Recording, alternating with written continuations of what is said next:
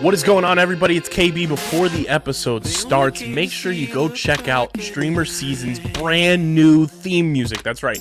We have full-time, brand new theme music thanks to the newest homie and newest member of the music side of Underground Sports Philadelphia homies. That is Mobley. Stay Volk. His new single is out now. It is linked in the description on YouTube, and you'll be hearing it on audio until we can figure out if we can play it on video on StreamerSZN episodes from here on out. That's our new theme music. Stay Volk. Go download it now wherever you get your music, and go check out the music video on YouTube. But now, let's get into the episode of StreamerSZN. Philadelphia, baby, you're gonna love it. Best sports fans in the world. Actually, the worst, but that's what makes them the best. Well, the boys are back.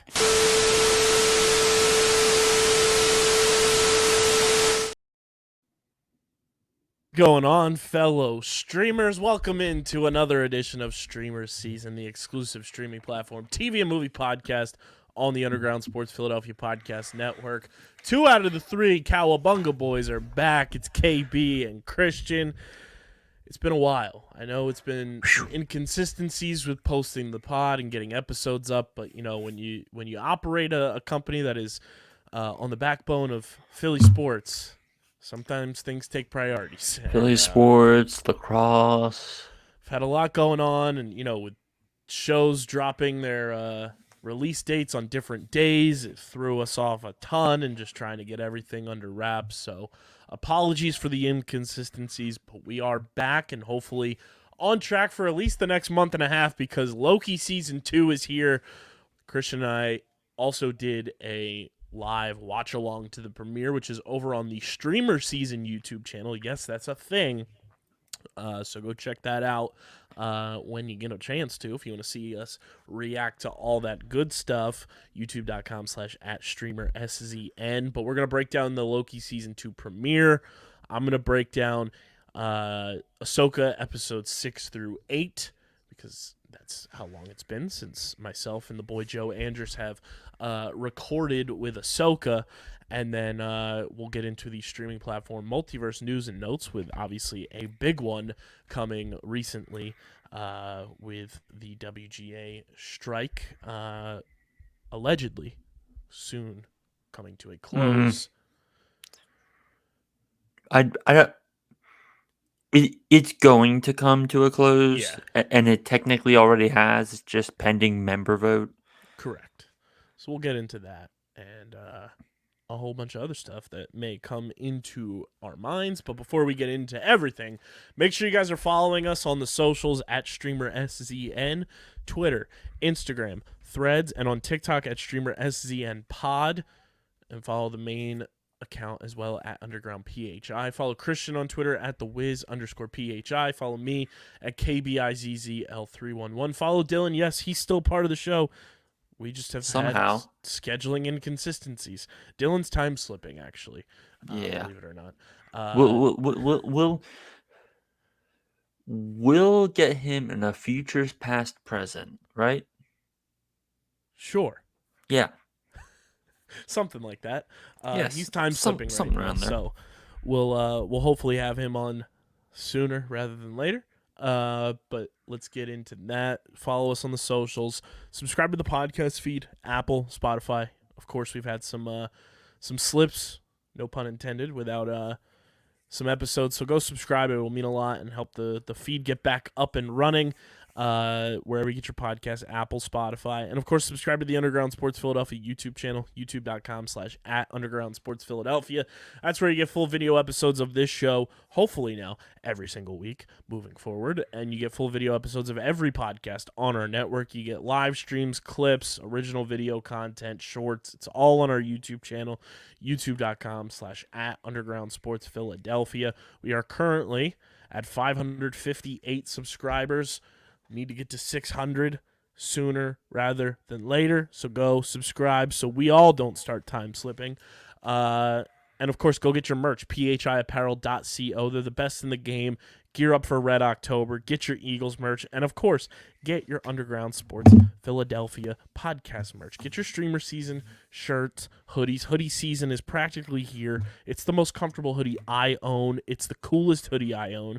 Go to phiapparel.co if you want to stand out in the crowd. And use code Underground when you go to checkout for 10% off any and all merch orders. It's the most effective and direct way to support everything we're doing. So phiapparel.co, code Underground for 10% off your order. Christian, buddy, it's been a while. Yeah, it's good nice to be to back. finally talk about TVs / the occasional movies / stuff. It's good to be back. It's good to be back. Loki. Welcome back, Cotter. Welcome back. Welcome Welcome back. back, Welcome welcome back. Loki Cue the Mace season. song. Cue the Mace song. Welcome back. Welcome. I missed this chaos. It's missed good to it. be back. It's great to be back. Loki season 2 is here as well. It's good to have Loki back in our lives. It's good to have good old Tommy Boy back. And it was quite the episode premiere as well. So we're going to get into that. Christian, I think it is about that time. Let's get the Loki season 2 spoiler warning for the people. I'm going to have to think of something better for next week. Oh, God. I gotta get into character for this one. She? No. Wow. Okay. Hi, everybody. This is your friendly neighborhood spoiler warning from Wow, this is Mobius. Wow. If you haven't watched this week's episode, shucks, wow. Just go pause this podcast. Go. Don't time slip. Yeah, smart. Go to Disney Plus or wherever to watch this week's episode of Loki. Come back, hit play, and join me and Tom talking. Wow, sound good, Kyle? Wow. Okay, It does let's sound go. mighty good right there. I'll tell you what, Christian, it does sound mighty good there, Mobius. Wow, thanks, Kyle. Wow, Kyle. Wow. Sounds so good. Wow. Sounds so good. Wow. All right, Okay, now you that's time fine. slipping hooligans. Let's get right into Loki season 2 premiere. Why don't we? Quite the opening sequence. We got that ever famous Loki, interchanging letters of Loki's name once again to kick things off. it. And we got the recap as well at the top of the episode from season 1. Which, if you guys don't know, the theory that I've bought into, shout out to MT Mastertainment. Go check him out. He's one of the best in doing, breakdowns and stuff. He had this theory at the end of season 1, moving forward, that the timeline that Loki, now we know, got kicked through the time door to at the end of season 1 is the Fox X-Men universe, because Mobius is supposed to be this all-knowing Loki savant and has no idea who this Loki is. Well, there's no Loki in the Fox X-Men universe, so makes you think. And there's another X-Men reference in this episode, potentially, that we'll get into. But Christian, what did you think of the opening sequence of this episode? We got them running like Max and Stranger Things. I wanted to cue over running up that hill when Loki and Mobius are running through the halls of the TVA like John Mayer running through the halls of his high school. Nice. It was chaotic. I enjoyed it, but it was a form of like it's just dropping you in there, but it's not making you feel like I have no clue what is going on. It's like, oh, Christ, what's the term? It's kind of dropping you in like media in res. Is that the right term? Yeah, I think so. But even while it's doing that, you kind of have in the back of your mind how last season ended. Yes. And so essentially it's giving you a nice, okay, so this is the logical jumping off point from that, and then it just kind of expands the world of the TVA, which is great because all we pretty much saw the last time was hallways. Mm-hmm. Lots and lots of hallways. So we get them running, and then Loki just yeets himself out into the great wide world of the TVA, and that's the first time we've ever seen anybody leave the walls of the TVA and go into the outer portions of it. Falls into a car. It looks very Coruscant-esque from Star Wars for all you Star Wars nerds out there. And then that big old taxi bus space time taxi goes and yeets itself into the TVA. That poor driver. That poor driver. Yeets itself into the building. I wonder if the driver's name was Adam.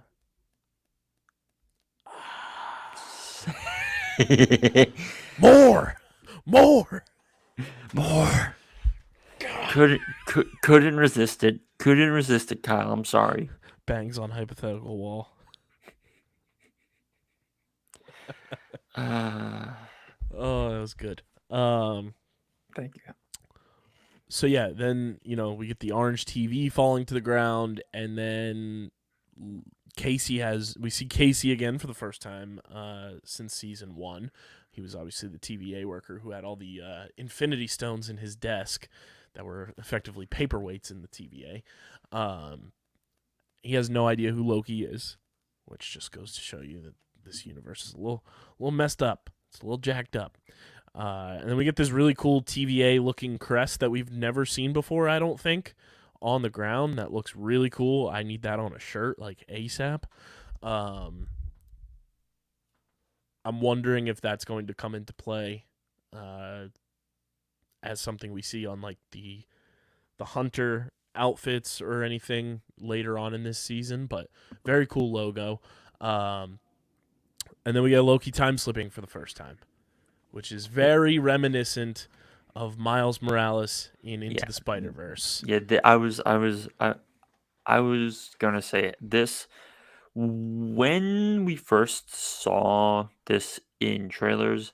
Everyone was calling it the IRL Spider-Verse glitch, which, like, yes, that is functionally what this is, and it looks good.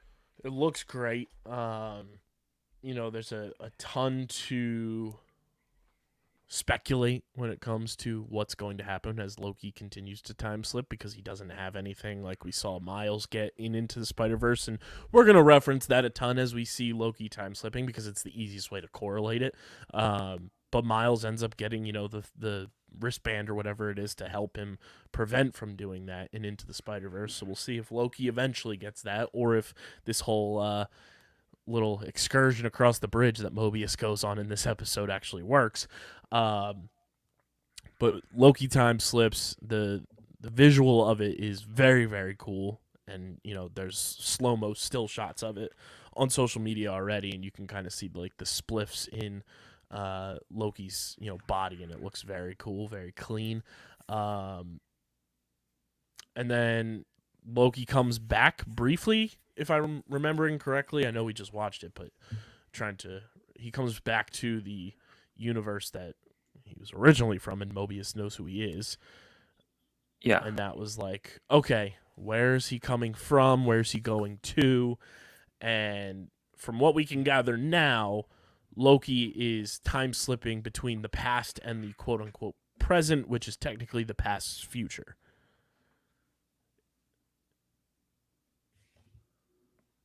Sure.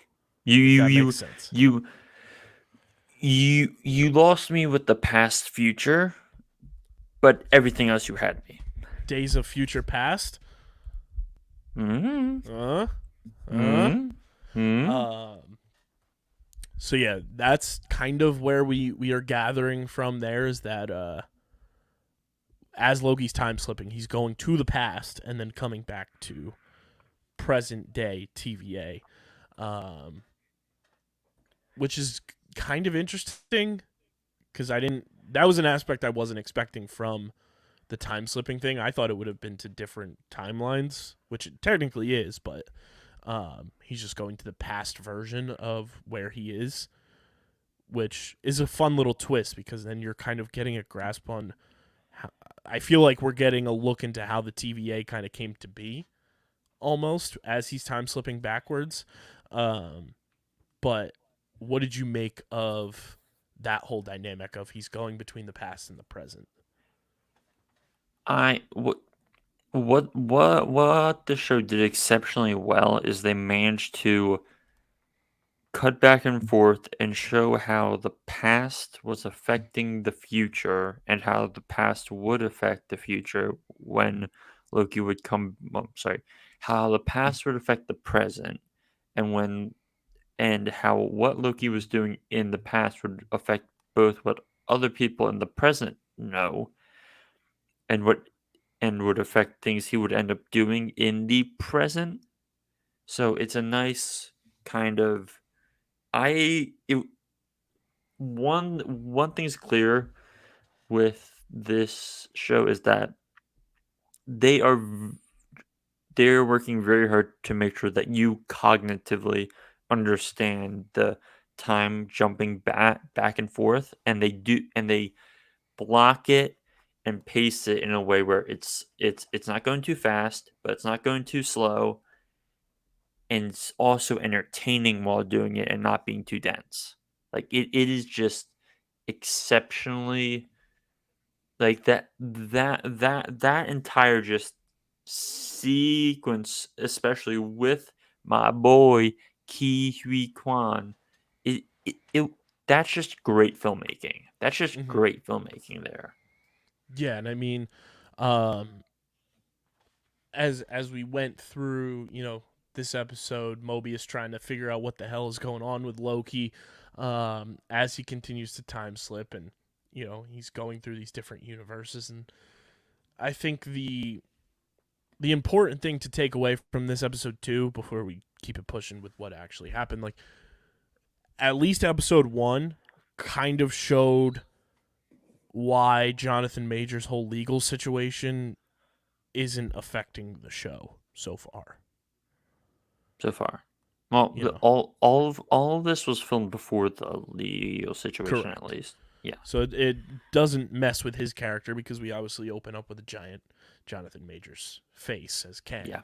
And then he gets a crater to the face. Small crater. Small but manageable. Yeah.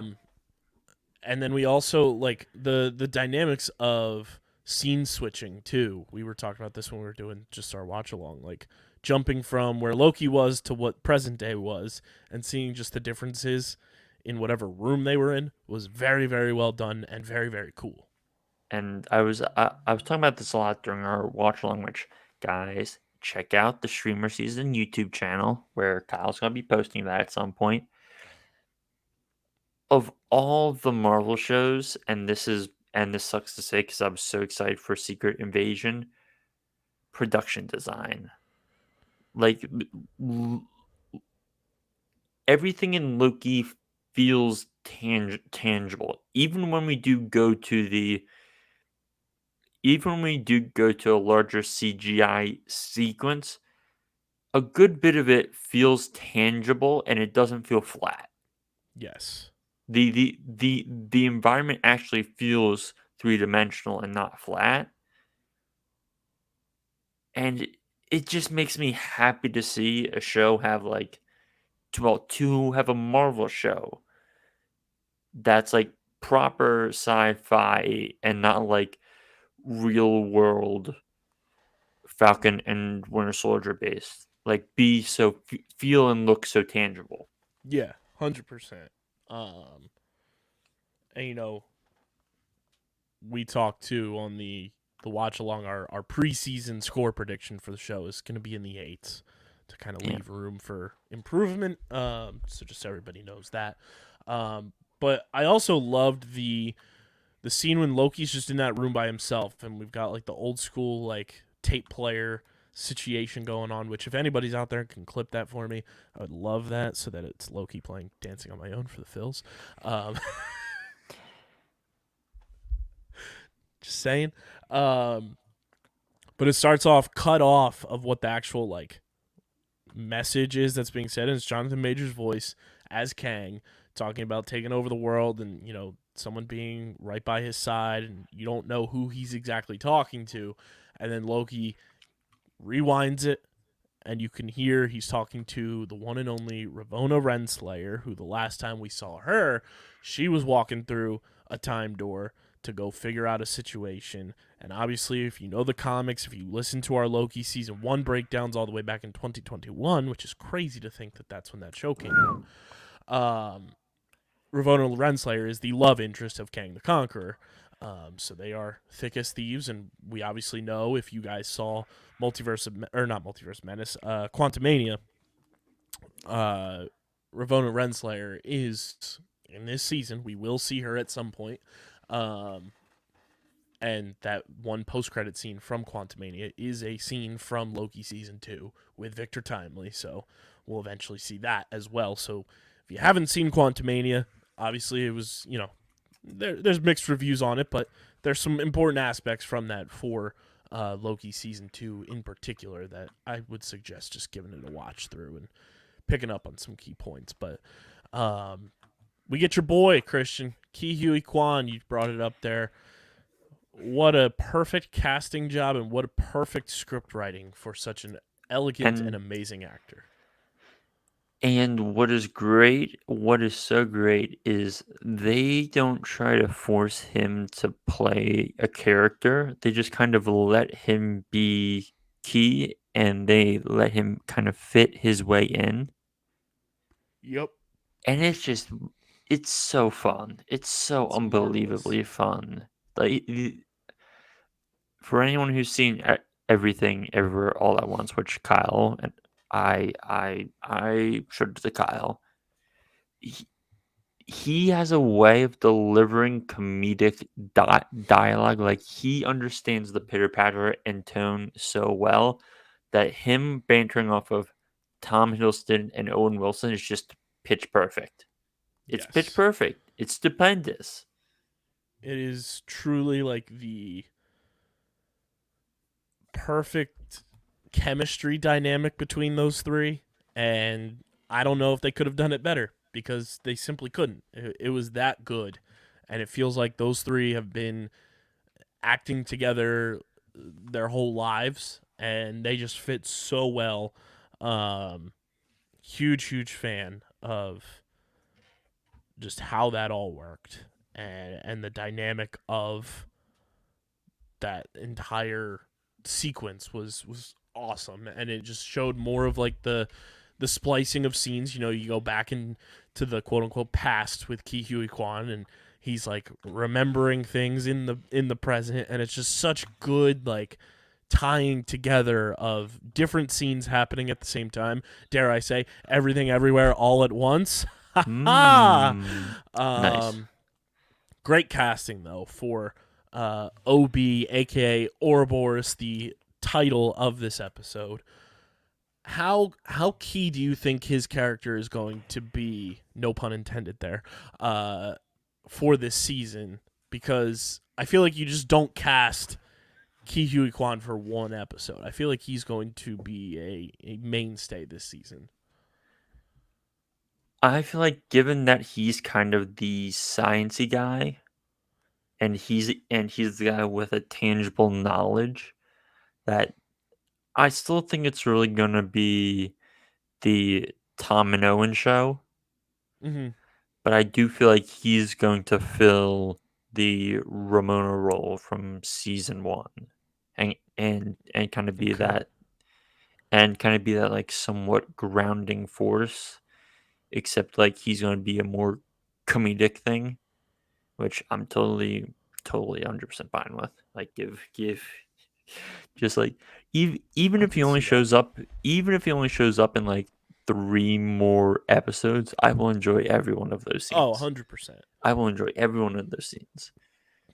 And I'm just looking at the writers page. Eric Martin wrote this episode, and he wrote or co-wrote every episode of this season, which I feel like is a new thing for Marvel. We don't typically see that a lot, I, at least recently. I would say it very much depends on the show, because if we look at Loki season 1, I'm pretty sure that was all written by Benson and Moorhead. No. No, was it? Season 1, it was Michael Waldron for episode 1, Alyssa Karasik for episode 2, Bisha K. Ali for episode 3, Eric Martin, who wrote or co-wrote this entire season, for episode 4, Tom Kaufman for episode 5, and then Michael Waldron and Eric Martin for episode 6. Well, if we just look at it this way, it's one. So Waldron did the open and close, which is very much like a traditional TV thing, where it's like even with shows like, and I will continually push us to watch this show, Kyle, Succession. They it's something that's done a lot with both writers and directors, albeit when it comes to Loki. Kate Herron's back again for season 2 and directing all the episodes, which that I feel like is something that is also underrated in this, just having one directorial vision, but staying but staying on the writers that you.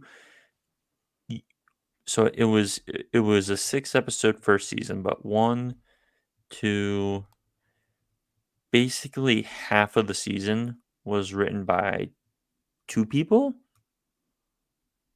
So like that's I mean that to me is inherently better than what's a recent Marvel show? Let's do this. No, I don't want to bag on the show, but I'm pulling it up.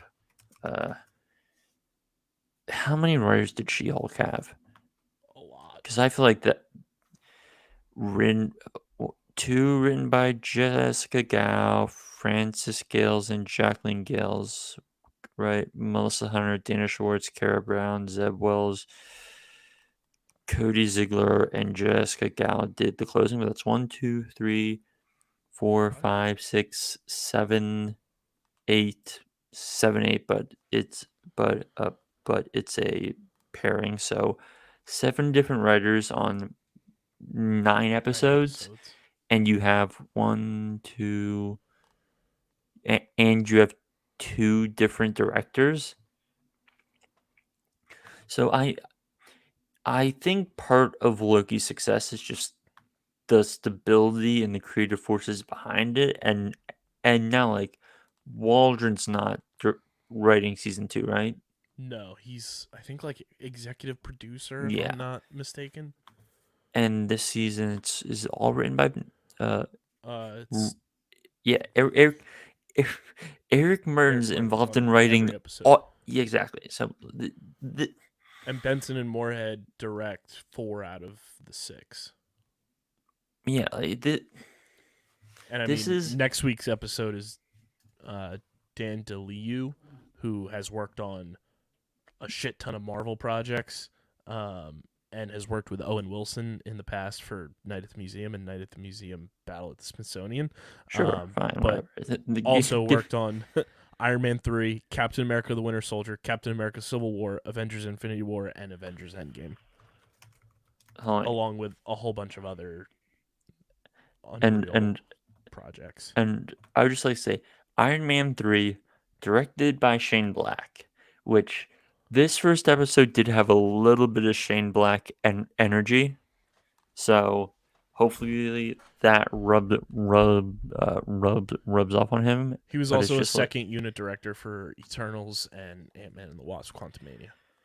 So like he has the source material for a major player in what we assume for this season in Kang, working on Quantumania there, and then has like the effects aspect of Eternals, which, you know, say what you want about that movie. I think it's still a solid film across the board, but I think the consistency factor, especially for this season, like we just mentioned, you know, Eric Martin writes or co-writes every episode, and then you have Benson and Moorhead directing 4 out of the 6 episodes. Plus, you have somebody who's very familiar with like the tail end of the Infinity Saga of the MCU, plus some newer projects. Like, that's huge. And then Kasra Farahani is directing episode 3. So they're actually a production designer, which I think that's cool. Like, they're a production designer who did stuff with From Star Black Trek Panther. and yeah, like The first Black Panther, I should say, Yeah, for yeah. everybody listening. So this may be their directorial debut. Yeah, sure, fine. Yeah, like Was also in the like art department for 310 to Yuma. yeah. See, like here's like I'm very much on board for like people who have a like if I okay I don't know if he's like on the production design team and stuff because I'm not gonna scroll through all the credits, but like if he is like and if you'll notice he's also has a writing credit on it, which is probably the most intriguing part. His So concept artist list on IMDb is loaded too. Do you want to hear some of the projects that go. he? All right, so I am going to start with the year 2007. Blades of Glory, Spider-Man 3, 310 to Yuma, Charlie Wilson's War, Love that Hancock, show. The Curious Case of Benjamin Button, Land of the Lost, Cirque du Freak, the Vampire's Assistant, Avatar, James Cameron Avatar, I should say. Yeah. For everybody listening as well. The Wolfman, Alice in Wonderland in 2010, the Divergent series Insurgent, Allegiant, Guardians of the Galaxy Volume 2, Black Panther, Mile 22, the movie the show Homecoming, and then his most recent project was A Series of Unfortunate Events, the series on Netflix. Solid. He's But also got other projects beforehand too, like worked Yeah. on Miami Vice, Bewitched, Jarhead, ooh, Jared, that's a good one. The Terminal. Mm. So a whole bunch of projects. But That's like exciting. it's interesting to see how this feels like it's going to be a wholly successful thing. Mm-hmm. And then we look back on Secret Invasion and it had the same director for everything, and Brian Tucker was involved in writing every episode, though he only solo wrote one of them.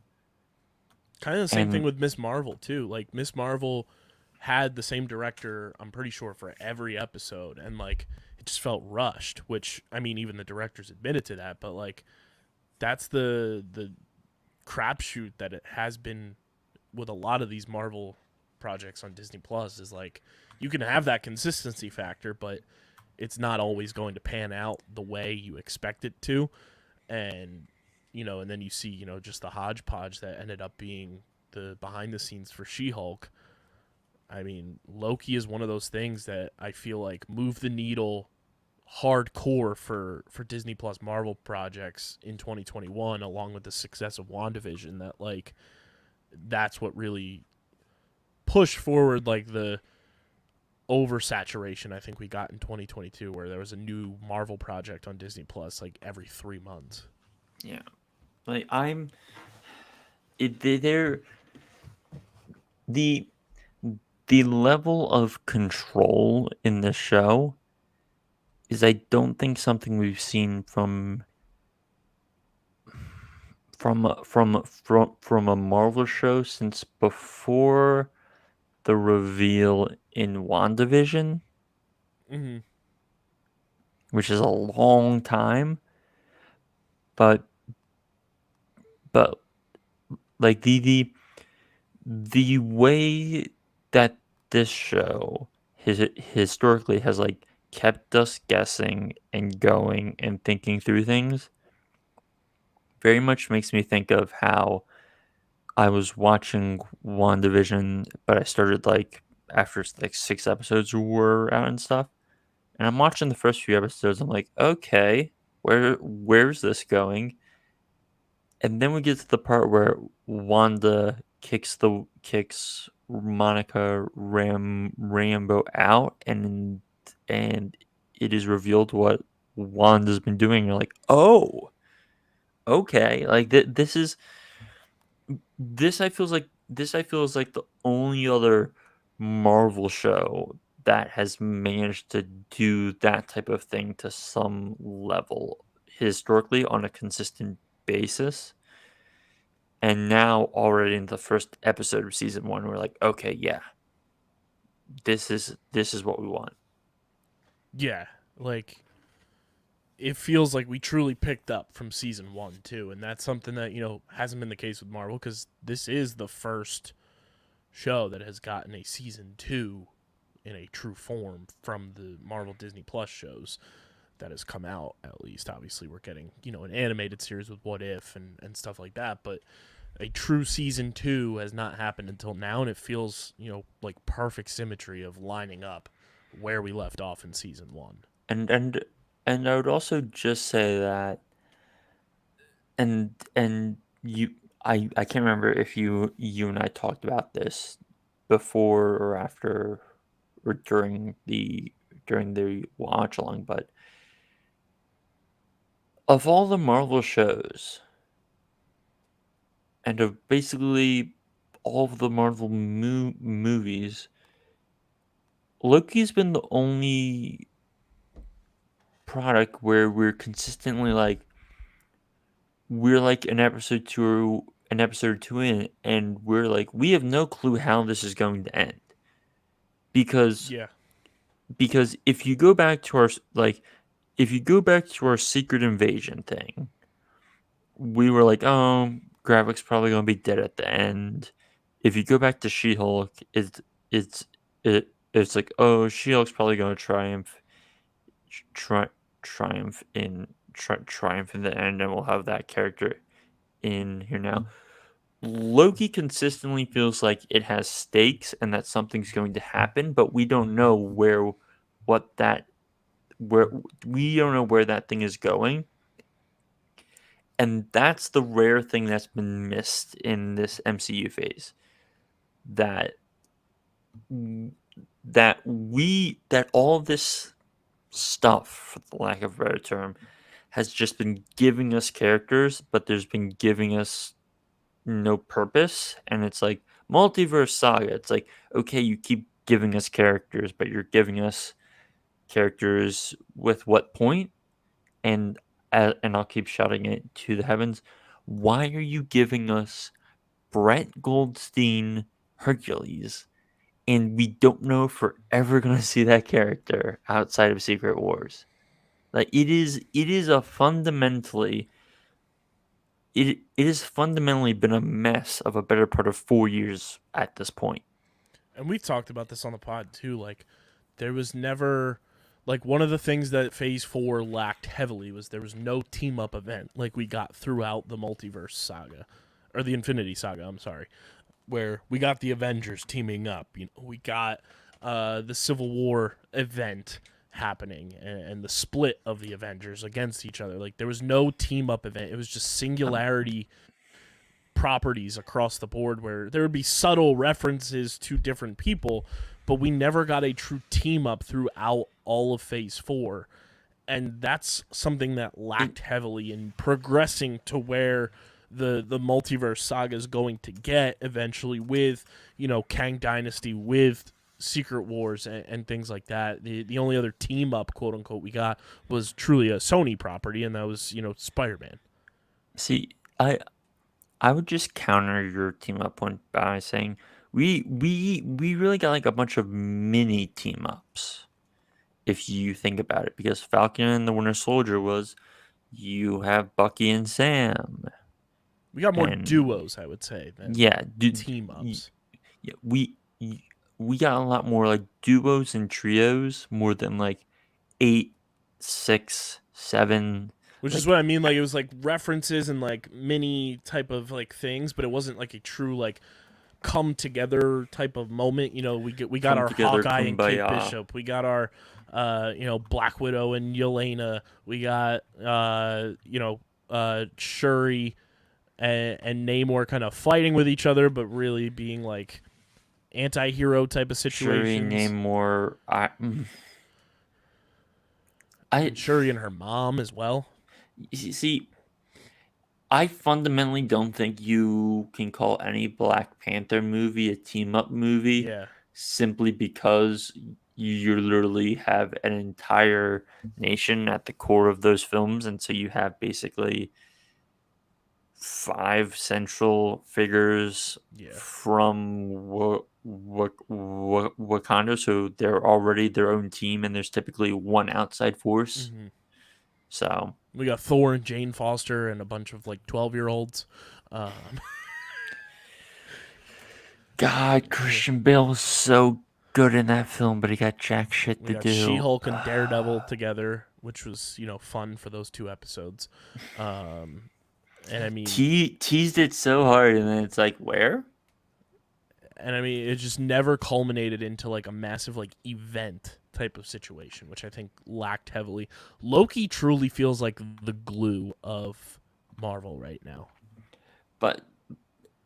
And I would also say it's the glue in the sense that this is like the only thing that's consistently talking about the like it is the only thing that's actually giving us something tangible to talk about and think about in terms of the multiverse. Like Doctor Strange kind of dabbles in it, but really that's just an exercise of guilt and motherhood and stuff.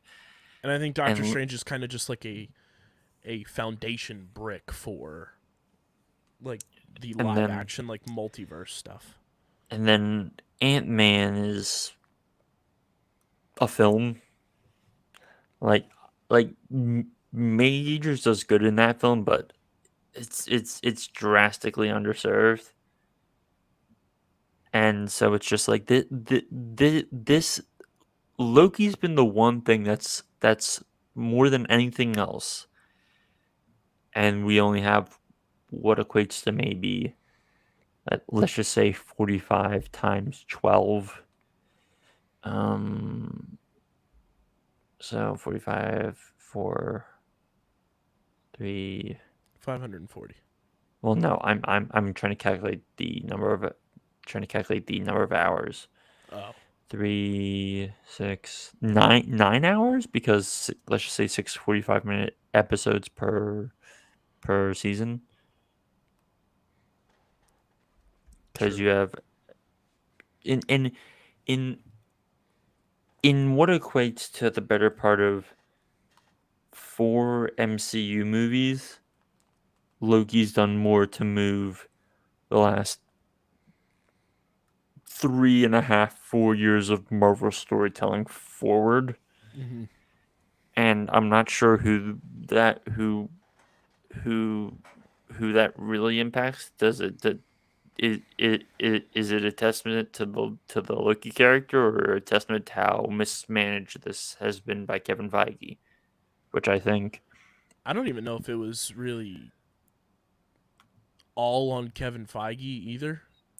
Like, sure, he takes a lot of the brunt too, because he's the front facing man. But I also think some of the higher powers that be at Disney had a lot of affecting on this, and that's yes, why but we see Bob Iger come back out of his retirement to.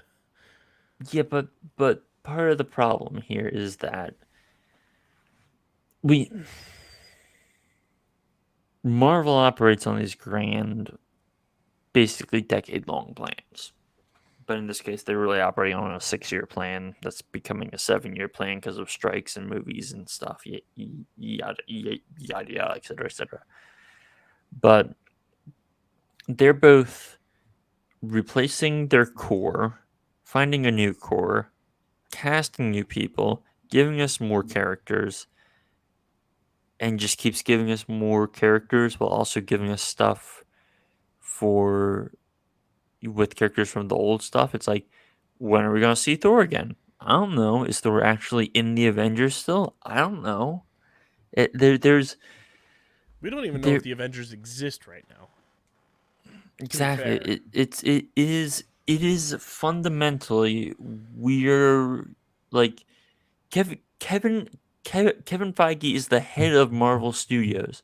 All of this runs through him basically before it goes up to someone else. And with all the previs and stuff that that happens with these movies, he has his hands in so much, and I know he's probably being stretched too thin, but that's also a he's also a victim of his own creation at this point. And I've been saying this for a while now, and I'll say it again. The MCU is lucky that the James Gunn Superman movie doesn't come out for a little over a year and a half at this point, because if this James Gunn Superman movie was coming out next summer and it was going to be really well received, the MCU's in trouble. So they've got 2 years to get their shit together, essentially. And Loki's a start. Can they remotely sustain it? All I'm going to say is I don't think the Marvels is going to do anything, given that that movie's an hour and 38 minutes, the shortest MCU movie ever. And by the way, that includes the credits, which realistically means like an hour 25-minute film. That's crazy. And before a tax credit knocked it down to like 215 million, it was like a 260 million dollar film. And I'm like, your movie cost almost three times more than your runtime, and I want to know where is the money going on that film, because all due respect to Brie Larson and Sam Jackson, no one else in that movie is getting paid a large-ish sum of money comparatively compared to their name. So I want to know where that money's going, considering it's a film basically set a lot in space and stuff. So it's not like you're operating in practical environments, guys.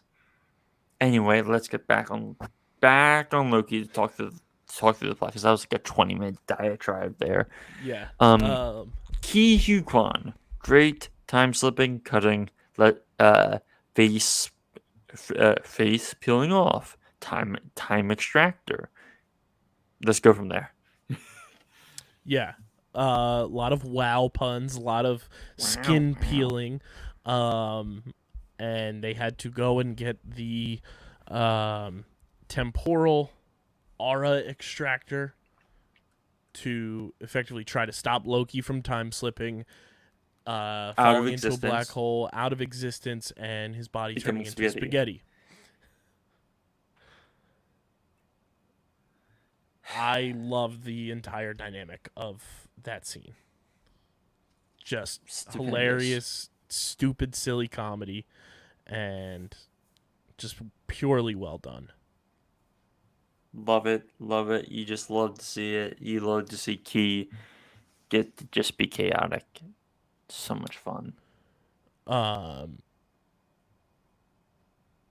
Then we get Loki continuing to go back and forth. We get the meeting room, and then he comes through during the meeting as they're trying to figure out everything going on, trying to find Sylvie, and Loki snatches that the pruning stick from X5.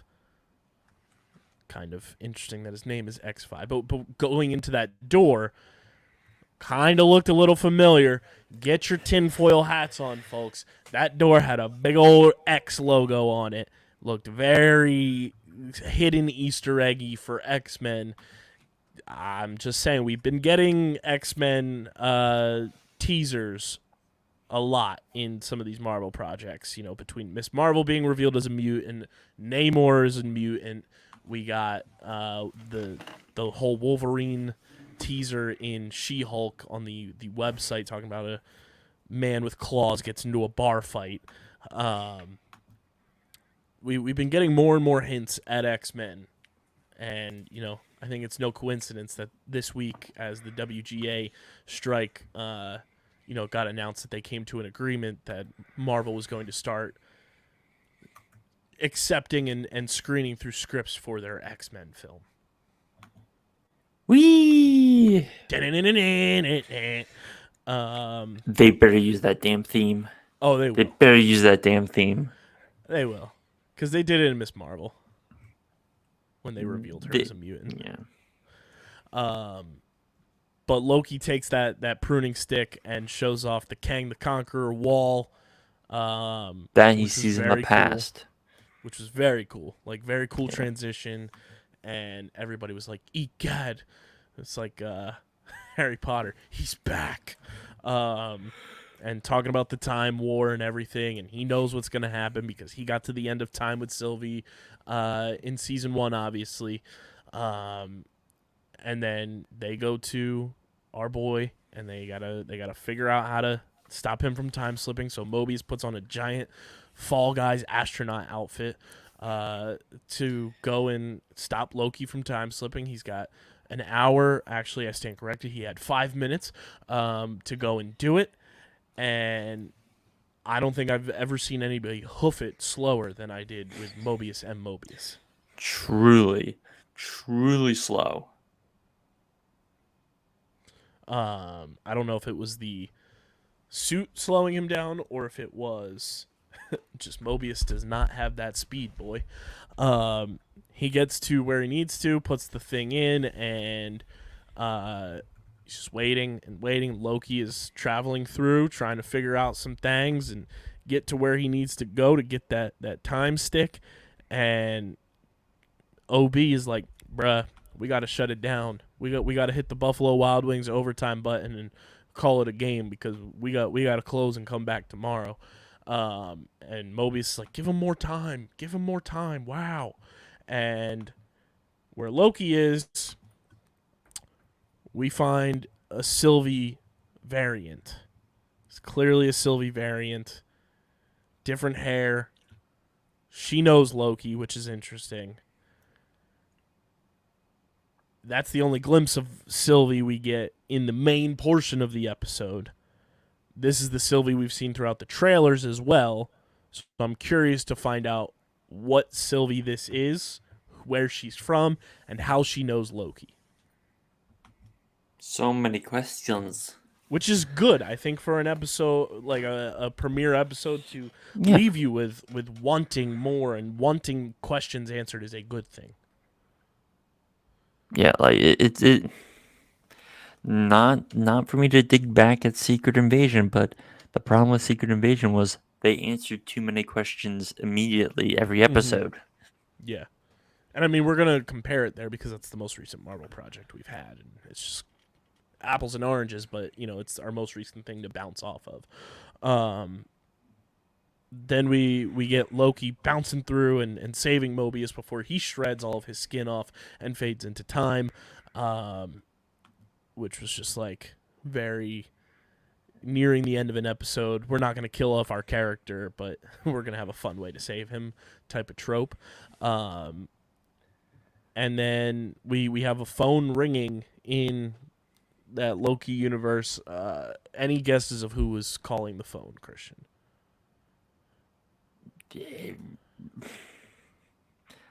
I wanted to say like a Kang variant, but I was like, nah, that would be too cool.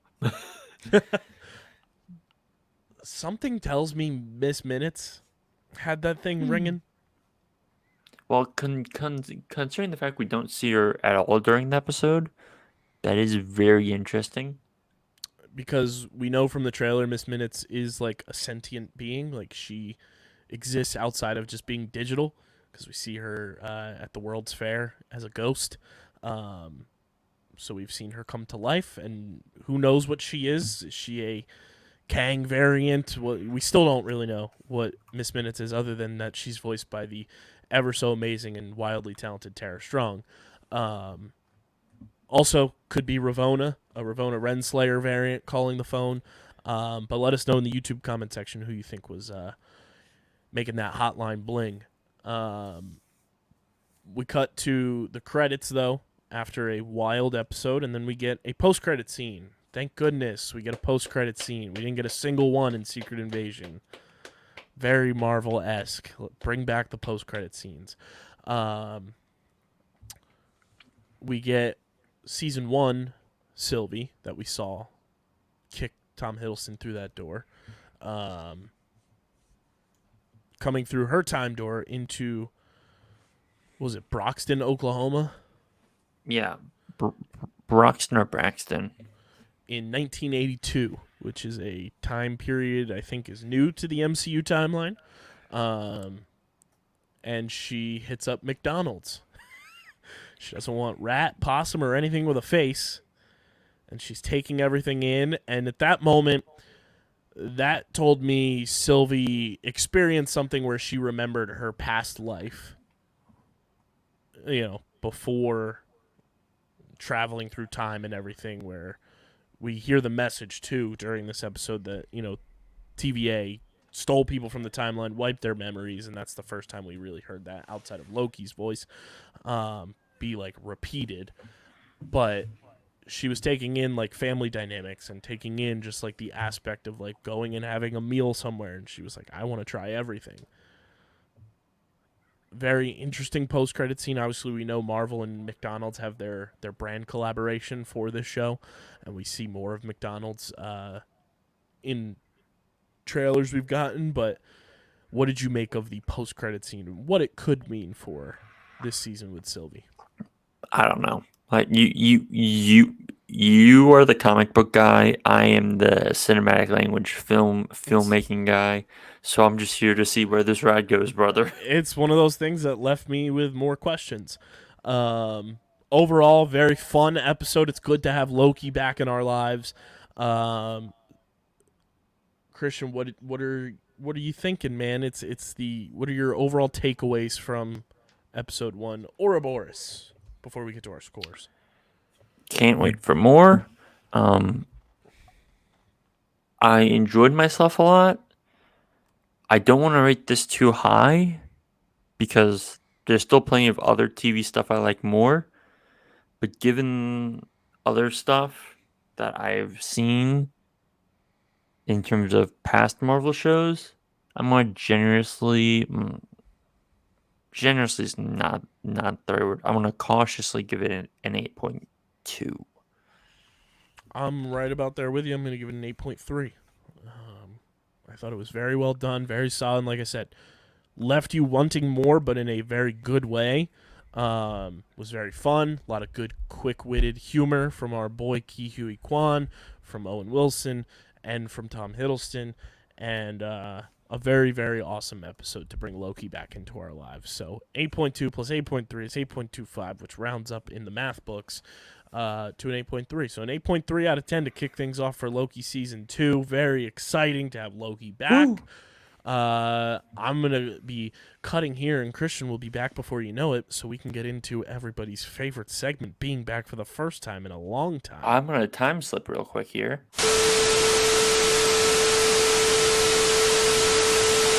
Well, like I mentioned at the top of the episode, StreamerSZN's back, and I know it's been a crazy, hectic time just getting scheduling down and everything, but it felt right because he was on for our season preview. He helped us break down multiple episodes of the show. It only felt right to end out Ahsoka with the one and only friend of the program, recurring guest, the walking Star Wars encyclopedia himself, Mr. Joe Andress, is back to help us finish out Ahsoka here on StreamerSZN episodes 6, 7, and 8. Joe, welcome back to the program. Happy to have you. Sad that Ahsoka is over. I know. But we're going to dive into this thing like no other, even though we may be a little behind with it, but that's what happens. Star Wars when you post shows on a Tuesday at 9 Eastern time. I know. It makes it difficult when people have other things going on. But it was great having a different schedule because it got very boring. Wednesday at 3 a.m. and then it was Thursday and it was just trying to get everything out. It was great. It was good. It's good. And I like that Loki is now on Thursdays at 9. Like, it's good. Everything's fine. Everything's good. Yeah. Joe, how are you? Second, without any spoilers, without anything, overall thoughts on Ahsoka as a show in your mind. Well, thank you for having me back, man. I'm so glad to be here to finish things out. Just this has been so much fun for me getting to talk Star Wars. It's something I've been passionate about like my entire life. So getting to really dive into these episodes has been so much fun. Speaking of those episodes, I love them. I mean, the episodes 6 through 8, which we're going to talk about, I thought were really solid. I thought they did a lot of things good, more so than, they did poorly. And all in all, it just culminated in an excellent show. One of, I'll say personally, the best Disney Plus Star Wars shows that have been made so far. Yeah, I mean, it was 100% like so well done, so well executed. And Rosario Dawson said it at the beginning of the season, like, this is just a live action season of Rebels. Not that I have yet to watch Rebels, but like you get that vibe from it. You get the vibe of Clone Wars. Don't worry, it's on my watch list. Don't you worry. But you got that vibe that they really. This was the first time I think maybe ever that we've gotten a true from animation to live action transfer over that felt seamless. Yes. It was one of the best translations of those shows into live action that we've seen so far. There's been elements of it, like we saw Cad Bane in the Book of Boba Fett. But, that was brief and it didn't quite get to the heart of the shows. Book of Boba Fett was its own thing. It wasn't trying to be a continuation or extension of the Clone Wars or Rebels. This felt like that in the best way possible, in a extremely rewarding way for fans of those shows. Yeah, 100%. And I mean, it was such an enjoyable ride too. I think the last 2 Star Wars shows we've gotten that were new, obviously removing Mandalorian Season 3 from that because we kind of had a baseline of where we were moving along, and it was just a continuation of a story, but Andor and Ahsoka I thought were brilliant. Yes. Start to finish. Did such a good job of introducing like new Star Wars fans to different aspects of Star Wars. Yep. And also the returning fans who watched a Rogue One or watched Clone Wars and Rebels and filling in so much of the empty space that is traditionally left from things that are made in the past. And that, I think, is one of the brilliant things that Dave Filoni and Jon Favreau have in their back pocket is they know how to fill in the gray space with ease. Like, they know what they've wanted to see fill in those spots and want from those projects and in that portion of the timeline of Star Wars, and they have filled it in so brilliantly from The Mandalorian to the portions of the Book of Boba Fett that didn't necessarily tie in with The Mandalorian either. Like, there were portions of the Book of Boba Fett that you can take away and be like, that was really fun. Introducing a Black Chrysanthemum, introducing some of the aspects of that show really filled in blank spaces across the board. Blank spaces from Obi-Wan, and now Andor and Ahsoka. Like, they've knocked it out of the park, and I think that's one of the things that like tip of the cowboy hat to Dave Filoni and company. Like, that's one thing that I really enjoy is like Star Wars has really nailed the television aspect of their properties, where there's been some hits and misses with Marvel. There's been a lot of it's felt rushed, it's felt forced. Star Wars, there's nothing that feels like it's being like fit in there just for the sake of it being fit in there. There's a purpose behind every project. And even if some of them fall shorter than others, you can feel like, okay, this made sense. Like, I can get behind this. Like, this was fun. This is something I can go back, watch, pick up on things, and maybe I enjoy that project more because of it, because I missed it my first go around. I think that's been one thing since the Han Solo movie flop and Star Wars really dove into the television aspect of things up until recently when they announced that, movies were coming again. Yeah. That they have absolutely been on top of, and shout out to Dave Filoni. It's such a crazy, like dichotomy between how we have the TV series now and from the last few years and where we were really just a few years ago with the sequel movies. And I'm not here to spout sequel hate. I don't think they're perfect movies, but I also don't think they deserve like maybe half of the hate that they get. But the thing with the Disney Plus shows is there is a clear direction to each of them, whether or not they are linked. You've got the Mandoverse, whatever you want to call it, and then you've got a show like Andor or Obi-Wan Kenobi, which is sort of isolated in its own world. Regardless of whether they're connected or not, they have direction, they have purpose. You can watch that last episode, look at the show as a whole, and go, okay, that was the point of it. For Obi-Wan, it was a story about healing. For Andor, it was about, espionage and, the purpose of rebellion, that sort of thing. And leading up to how we got to Rogue One. Exactly.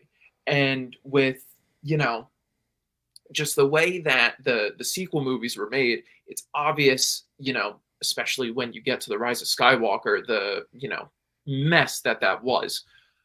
There was no clear purpose. There was no clear direction from the very beginning. They got off to a good start with The Force Awakens. And, things, for some people, got a little rocky with The Last Jedi. But, Except for Babu Frick. Hey! But when you got to The Rise of Skywalker, it was clear that from the beginning, there wasn't as much direction as there needed to be. It seems like in having Dave Filoni and Jon Favreau sort of be the linchpin of these Disney Plus shows, they have that direction that they need now. And with Ahsoka, they have hit their stride in one of the nicest ways possible. Yeah, 100%. I mean, if you thought Dave Filoni was going to allow Ahsoka to fall flat, you're out of your mind. Oh, like, yeah. That is his Sorely character. mistaken. Like, that is his child. Yeah. Dave Filoni is the species that Ahsoka is. Under that cowboy hat, there are tentacles. He's got some spouting out of his head. montrals. They're all coiled up. Yep. They're under that cowboy. That's why the cowboy hat's so big. But I mean, you just look at the execution of Star Wars and isolate it from every other, major Disney property. Like the way Star Wars has really revolutionized itself over the past couple of years, starting with The Mandalorian, going into Mando Season 2, going into Book of Boba Fett, Obi-Wan, Andor, and now Ahsoka. Am I forgetting a Star Wars project? I mean, you got Clone Wars Season 7 in there as well, but there's live the Bad action-wise, Batch.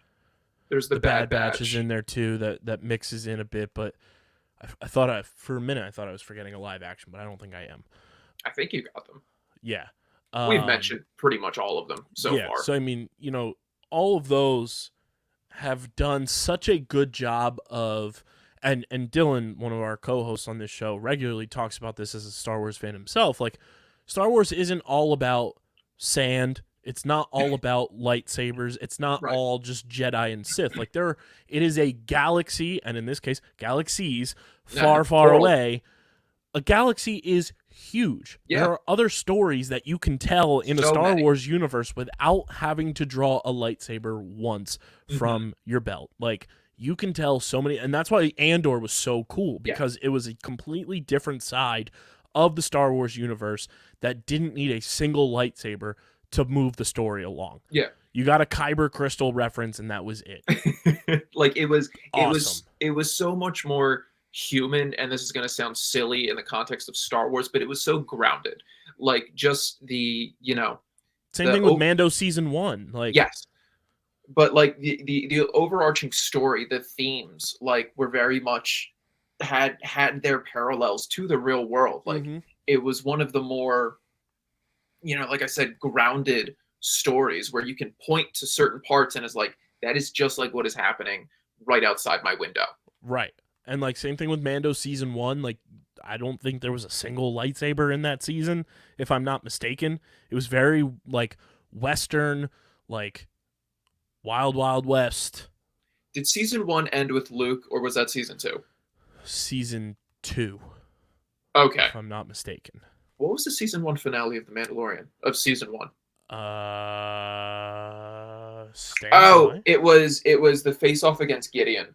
Yes. It was the face off against Gideon. We see the dark dark saber for a second, Right. but like for all previous episodes, the previous No. runtime, It was Wild No. Wild West, like a Western in space was Yeah. what it was. And that was very cool. And that's what Mhm. made The Mandalorian so like encapsulating, because to watch The Mandalorian realistically, like you can watch Mando seasons 1, 2, and 3 without any context of Oh, anything yeah. else in Star Wars, which is Oh, the yeah. coolest part. You can get introduced to Luke Skywalker and have no fucking clue what happens in the original Star Wars movies and still be cool and understand the premise of The Mandalorian, which makes it so cool to watch that show, to watch an Andor the way that it unfolded.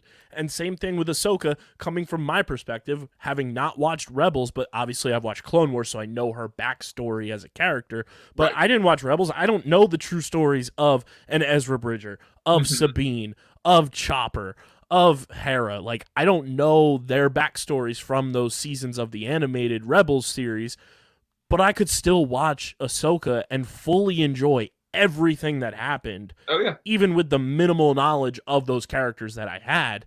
And it was still an unbelievably enjoyable show. And I kind of did this with The Mandalorian. Like, I was like, okay, where did Mandalorians like come from? Mhm. And after, I think it was after season 2, because that was the first show that we did this format of streamer season with all the way back in 2020, that I was like, okay, I need more Star Wars, because it was going to be a while before the next Marvel project dropped, Yeah. or whatever it may have been.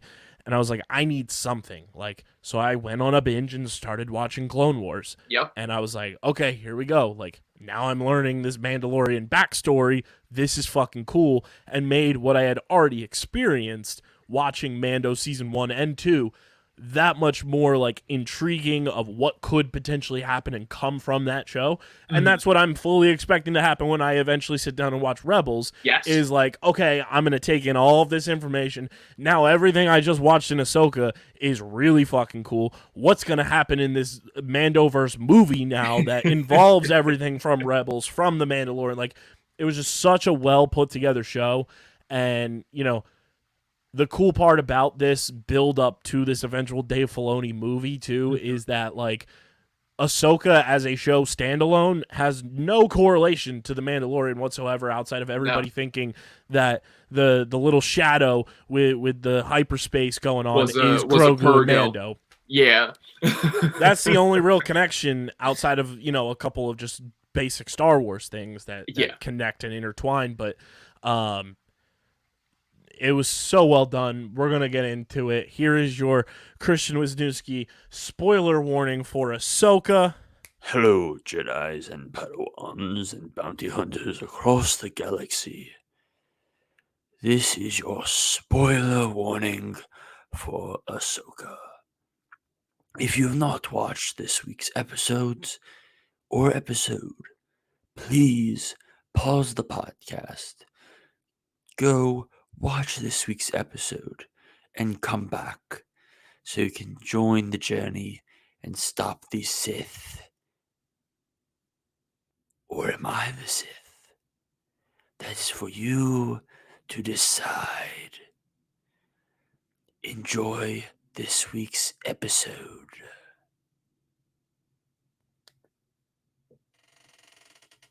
And we're back. So Joe, let's get into episode 6. Very funny title, part 6. Far, far away. Jennifer Getzinger, Dave Filoni. Here we go. The Eye of Sion.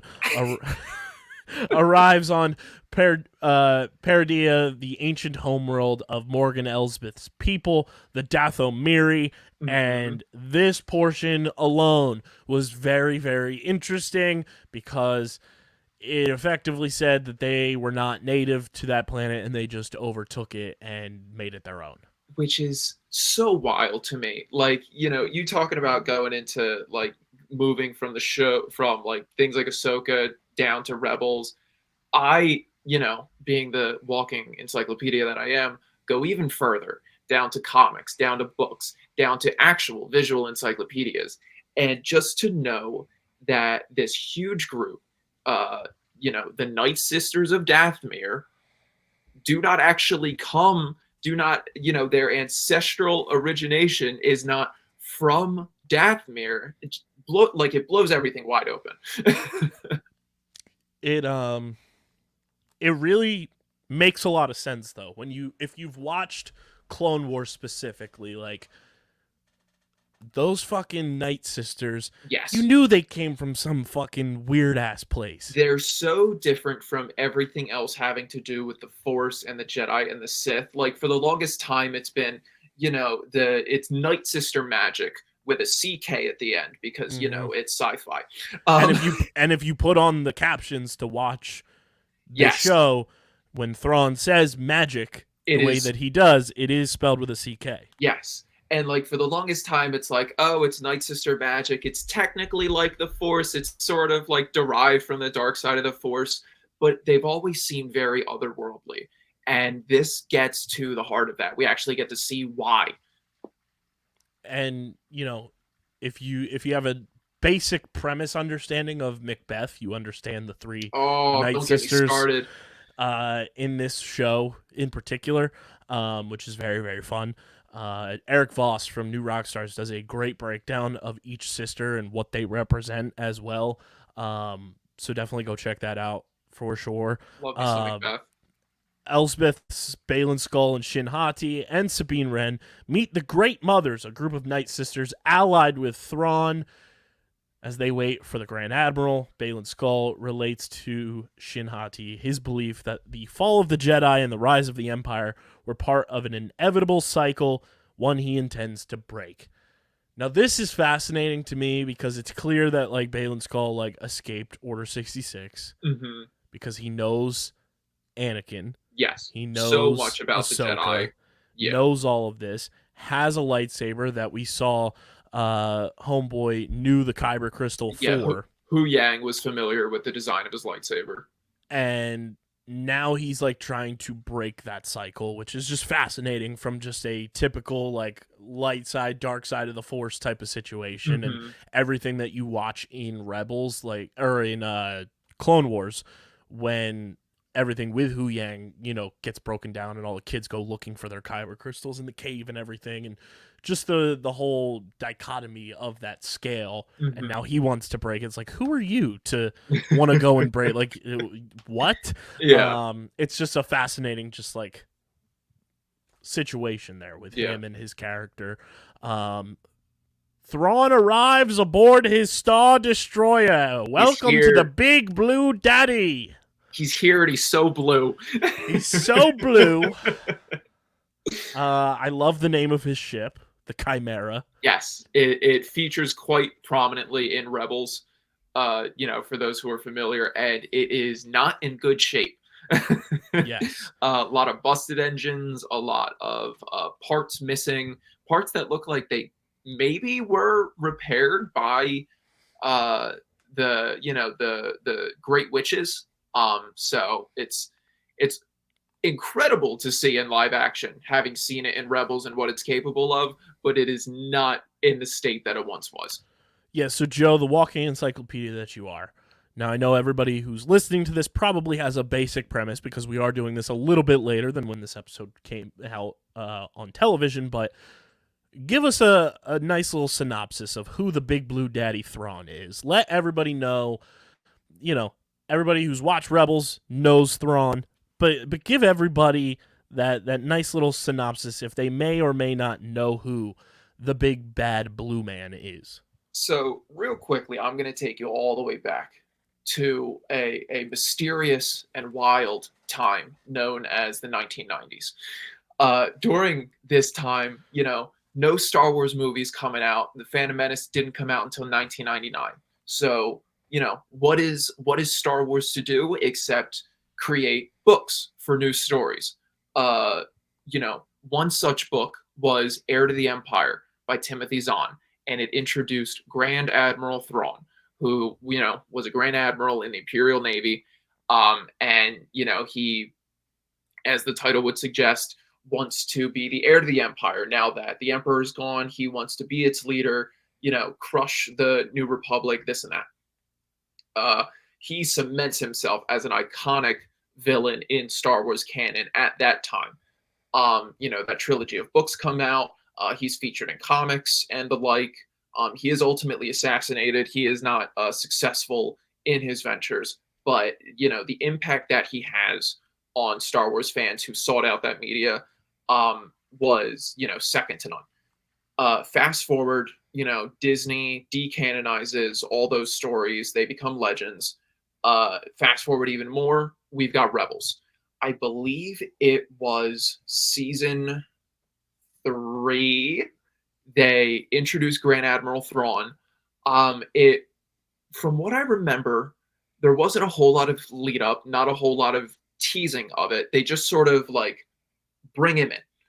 Sort of like, just how they bring in Agent Callus or any of the other antagonists. Not a lot of build up like you would see in some of these live action shows. But the core of his character is still there. And what that core is an incredibly shrewd, tactical person. And he is, the reason he's blue is because he comes from the Chiss species. And, Let me give you a chiss. And it's, very uncharacteristic for someone like him to be in the Imperial Navy because, for those who don't know, the Empire doesn't like to associate with aliens, basically. Everyone in the Empire is human. That's how, the Emperor wants it. That's how the Empire wants it. They think anyone else is weak and, of weak will. Thrawn is different. Very, he's very built different. He's not like other girls.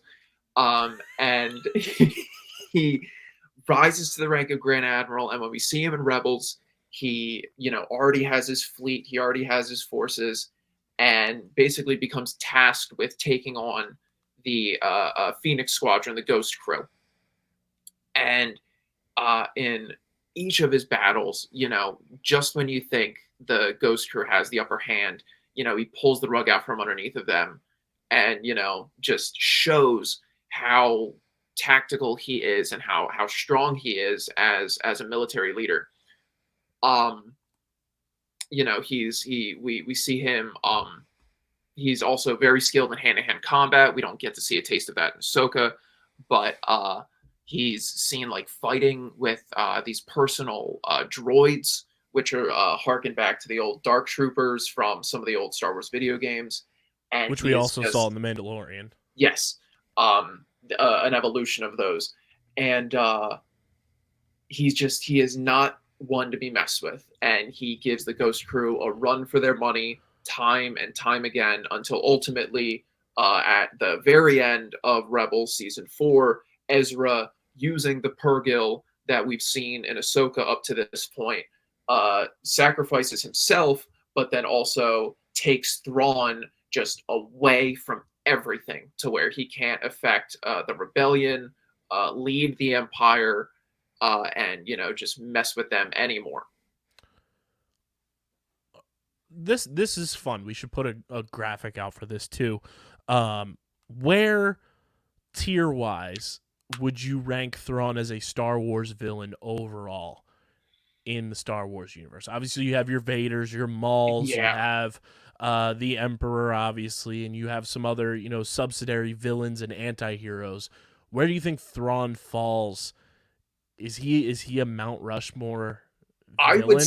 I would say that he is, both in the sense of like being a pure threat to any protagonists and in overall legacy. Like, this is a character who was introduced in books in the 90s when a Star Wars movie hadn't come out for a decade, and he was able to like create this legacy to where, you know, when Dave Filoni's making Rebels, it's like, all right, let's bring Thrawn back. Now there's a bunch more Thrawn books that are now part of canon. There's 2 separate trilogies that focus on him. He's been brought into live action, and you know, it's clear the menace that he has. So if I were to give it a tier, I would put him at an S tier villain for Star Wars. He's clearly not like, he's not a Sith, he's not a Force wielder, but in terms of his just, you know, shrewdness and capability to wipe out any forces against him, he is second to none. Who would your Mount Rushmore of Star Wars villains be? I think obvious givens are Palpatine. So what is it? Is Darth it 5? Vader. Is it 5 of them? Or is it Mount 4? Rushmore's 4. Okay. Vader, of course. Vader's a given. Darth Sidious / Palpatine, however you Of want to course. categorize him, obvious. Third? That's tough. Third, I'd put Thrawn. For all the Okay. reasons I just said. And then fourth, man. Fourth, I might put Darth Maul. And it's Yeah. mostly to do with all of the work that they did to flesh out his character in the Clone Wars and Rebels. Mhm. Like, you know, people have loved him ever since the Phantom Menace just because of how cool he looks. And he's got a double-sided lightsaber. And, you know, for some Star Wars characters, that's all you need. Like, just look at Boba Fett. Yeah. But once... Knee rockets. Yes. But once they took him and built him out and made him into really a tragic character, I think it really turned him into one of the best villains that Star Wars has ever had. I think another one that, like, you could make the argument for being on there is General Grievous. Yeah. No, absolutely. It's tough. For me, it's between... Because he's another one that got really fleshed out in the Clone Yes. Wars. Yeah. And they did a good job of, like, making him, like, a shithead villain. Oh, yeah. Like a monster, too. Yeah. The episodes in, I think, season 1, where it's Grievous's lair and it's Kit Fisto and his Padawan. And, you know, you get hit, you see him getting repaired and stuff. And, like, you see all of his trophies and statues. They did a wonderful job at just conveying how menacing he is. I think for me, it ends up being Darth Maul. I think General Grievous is a great choice. For me, Count Dooku was also very, very Yes. close. He's also very close. And I think we still have build up for them that they could make a leap into that tier. One, if he's still alive, which I think you and I are still on that page, that there's a glimmer of hope. Cad Bane, because that motherfucker appears in every fucking Star Wars property since Clone Wars. Did he show up in Rebels? No, I don't think so. Okay, so Clone Wars, Bad Batch, and now live action. Like, Yeah.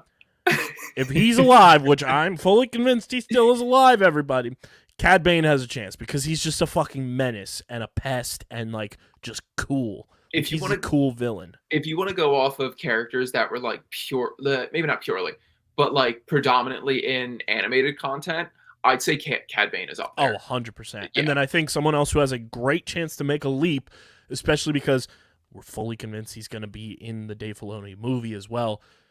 Depending on how his story unfolds, Moff Gideon has a chance to be a fucking badass villain at the end. Yeah. They did a really good job at just making him an imposing force. And Giancarlo Esposito's performance is just chef's kiss. Yes. Another fun, just strictly animated villain, Asajj Ventress.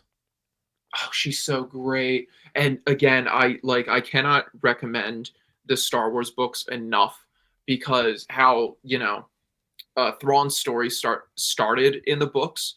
We get to see sort of spoilers, the tail end of Asajj Ventress's story in the book Dark Disciple by Christie Golden, I believe. It is canon. You know, it was one of the few books. It was one of the first books released under the new canon. And it really just gets to the heart of her character and takes the work that they did in the Clone Wars, especially towards the end, like season 5, season 6, more so, because she wasn't in 7. But it takes all that work and just fleshes it out even more and makes her into such a likable and also tragic character. Yeah. So there's our fun little tangent Yes. as we continue through episode 6. But let us know your Mount Rushmore of Star Wars villains in the Please, YouTube there's comment so many good choices. section.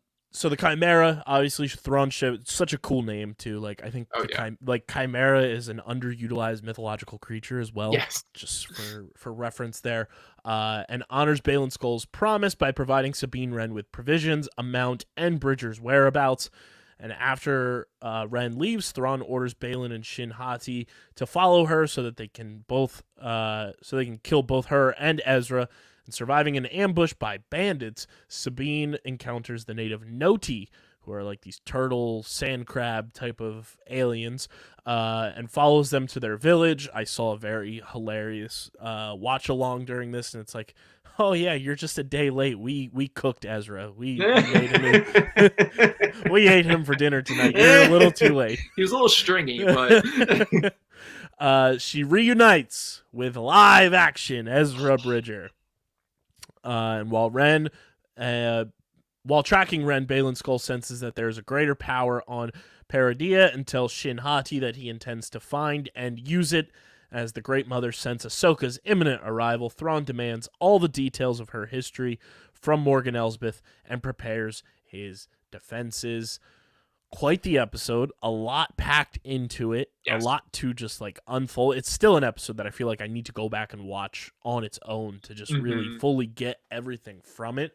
Overall, what were your takeaways from this installment of Ahsoka and how the reveals of both Thrawn and Ezra happened in the same episode? I thought that was really well done. Yes. Great job by Dave Filoni and company to do that together, because that's when you last saw them, was together. Yep. And then waiting until episode 6 to do it, and in a way that they did it was so well done. Yep. What were your overall thoughts?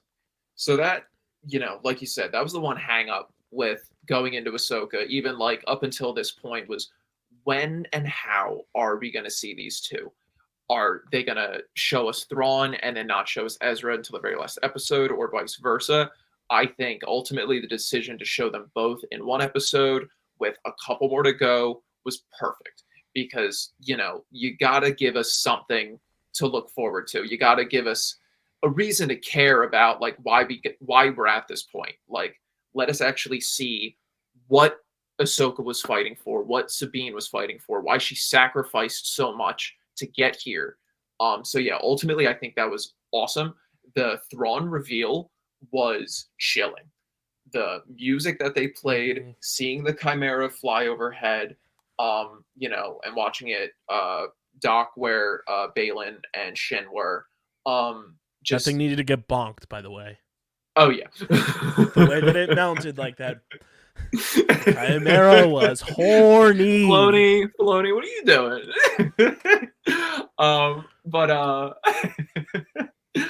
Yeah, the way the Thrawn reveal, like, no notes. Honestly, the score from Kevin Kiner was excellent. Him walking through all of the night troopers, these stormtroopers who have had their armor, fixed with all this Night Sister magic, was epic. Which you don't really know until last couple of episodes, really. Yes. They just look like different stormtroopers almost, and yes, it was really cool to see. I love that with all of the Star Wars that we've gotten in this new era of Star Wars too, is just like the different looks to the troopers, whether they're stormtroopers, whatever it may be. Like, the different looks to them makes it so unique.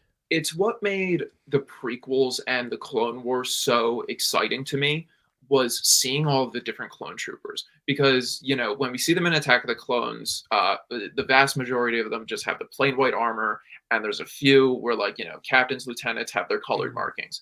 It wasn't until Revenge of the Sith, and then especially in the Clone Wars, that, there's this battalion, there's this squadron, there's these specific clone troopers who have their own special markings on their armor.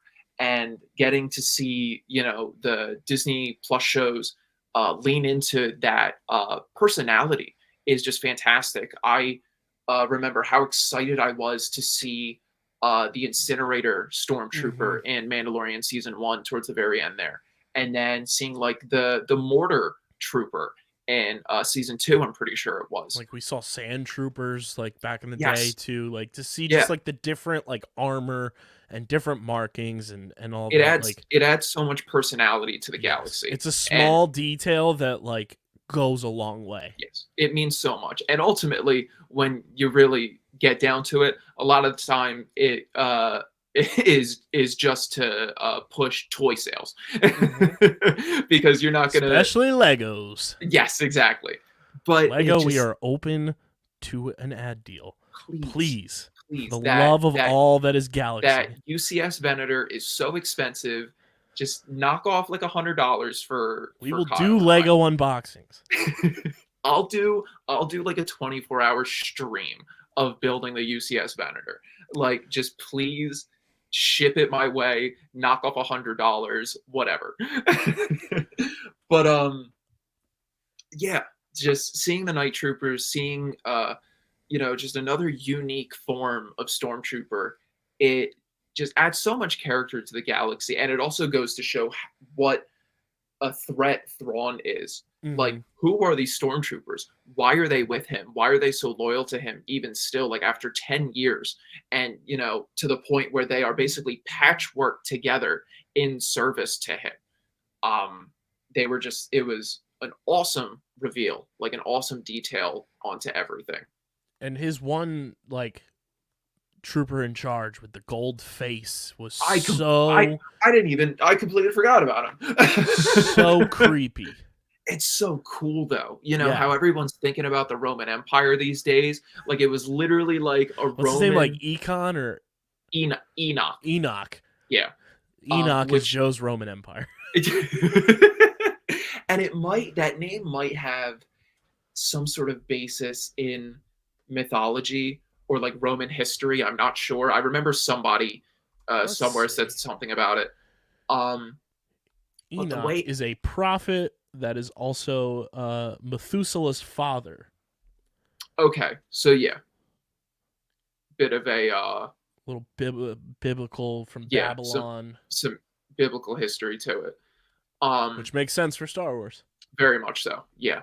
And that reveal, like him turning around, it's like you expect the normal stormtrooper eyes in the face, and it's like, and you're like, oh, and it's like human almost, and just gold, like gold. My eyes. Yeah, he's an interesting like addition to like the second in command troopers, like in the sequel movies, like Captain Phasma, who I thought was an underutilized character through and through. Yeah. Like those types of troopers are also very fun to lay your eyes on. But Joe, episode 6, Far, Far Away. What is your score for the episode? So this episode did a lot of things really well. I think we've mentioned it in past videos. The way they handle some of these episodes is almost in a trilogy format. Episodes 1 through 3 stood alone on their own quite a bit. 4 through 6 kind of. But we're on Peridia, where we see Thrawn, we see these Night Sisters. We're getting enveloped in this new world again. And I think how they go about doing that was excellent. It is truly uncharted territory for the franchise, bringing us to this new galaxy, all of these new forces at play. And I thought they handled it wonderfully. Just the grand scale of the Chimera and everything to do with Thrawn, down to the little details of the Noti, and then seeing Ezra for the first time, so special. Iman Esfandi's performance is perfect. You can tell he did his homework. And it all comes together into one fantastic package. It was a little light on the action from what I remember. But overall, I thought it was wonderful. I'm going to give it, for those reasons, a 9.0. I'm kind of right there with you. I'm giving it a 9.1. Perfect. There was so much packed into it in such a limited amount of time. They did so much. Mm-hmm. And I think that is such a underappreciated aspect of some TV shows now, is like when they give you a lot that doesn't feel messy, doesn't feel rushed, doesn't feel forced. they nailed it with this one. Two Yeah. massive live action reveals. Oh yeah. And I mean, if you want to go a third, it was kind of like the live action reveal of, the Night Sisters, which was fucking awesome. Yeah. Yeah, I'm giving it a 9-1. Very well done, very well executed episode. So that's a 9-1 overall in the books when you do the rounding up math. Perfect. Let's go to part 7, Dreams and Madness. Hold up, wait a minute. You thought we were finished. What would Meek Mill be in the Star Wars universe? I mean, if he were to be a musician, I'd imagine he'd be like with Max Rebo. Imagine Meek having Meek Rebo? Meek Rebo? Bro. He's like Max Rebo's cousin. Bruh. Could you imagine? He's got his own little piano, too. We've had Thundercat show up in the Star Wars universe. Who's to say Meek Mill isn't a Star Wars fan and can't show up in Star Wars? I mean, if they could get him at CBP for a World Series game. Who's to say that in a Dream Chaser's chain there's not a Kyber crystal? I think Dave Filoni is secretly a huge Meek Mill fan. I would absolutely love that. Meek Rebo. I need fan art of Meek Rebo. I need Max Rebo wearing a Dream Chaser's chain. Make it happen. Make it happen. So this is from our preseason. This is our family episode. Geeta Patel. Where's Dom Toretto?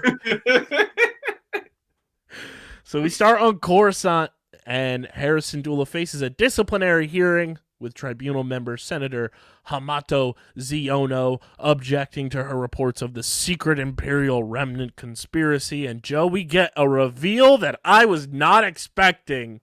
We get our golden boy.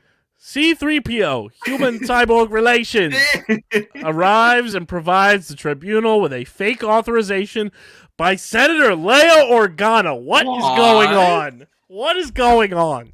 So we know from I believe episodes of Rebels that Hera and Leia knew each other. Yes. That they were friends with each other. I believe there's a whole episode dedicated to the Ghost Crew saving Leia from some, unsavory circumstances. And we did get a Leia name drop earlier this season too. Yes, we did. We know at this point that Leia is working with the New Republic. She's not quite in the role that she was in The Force Awakens, where she's general of the Resistance, but she is essential to the, this fledgling New Republic. There's plenty of books, comics that cover all that. Again, I cannot recommend them enough. So, we get to see Leia sort of do Hera a solid here. And I thought that the way that they handled it, using 3PO, while some people thought it was a little corny, a little, didn't quite make sense to use 3PO, I think that it ultimately works. Because obviously, very unfortunately, we cannot get Carrie Fisher.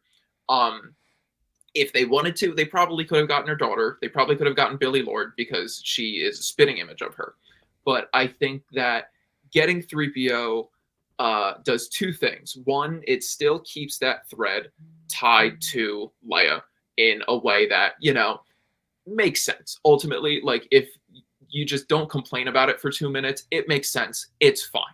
And then, it's a good bit of nostalgia at the same time. 3PO has always been a bit of comic relief, and he fits into that role here again beautifully. Anthony Daniels has not missed a very golden, rigid step. And it just, shows that there's people out there who have Hera's back. And clearly in this New Republic, with Ziono, it is a little more difficult than you would like to find people with an ounce of common sense. I personally will always have Hera's back. Hey, yo! Bing bong. So we get C-3PO arriving with the fake authorization, forcing the court to absolve Syndulla and Mon Mothma to consider the threat of an Imperial resurgence. Man your battle stations. The Imperial resurgence is on the rise. Arriving at Peridea, the Purrgil run into a minefield left by Thrawn's forces and retreat, and continuing alone, Ahsoka and Hu Yang are attacked by enemy fighters and hide in a debris field. Morgan Elsbeth informs Thrawn that Ahsoka was trained by Anakin Skywalker. So that's also interesting to me that Morgan Elsbeth knows about Anakin. Yes. To what extent, I don't know.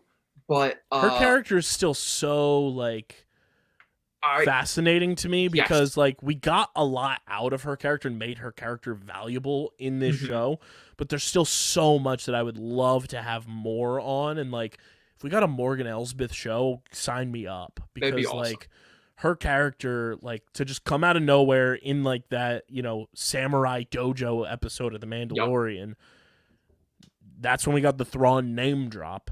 Yep. Obviously. That's what set this all up. And now, like, she was a massive player in this show, which I don't think a lot of people expected. No.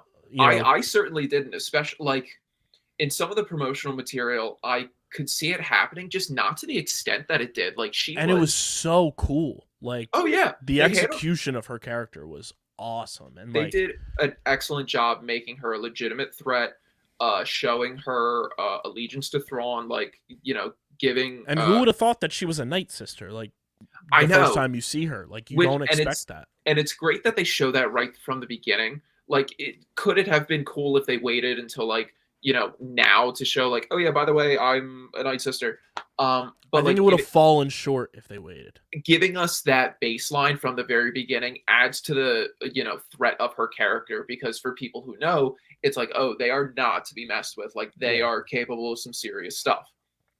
And I thought just the way that her character, like, you could make the argument she was the second most important character in the show. Oh, absolutely. Behind Ahsoka. Absolutely. Yeah. Which was very, very cool, and, like, a welcomed, like, surprise in a lot of aspects.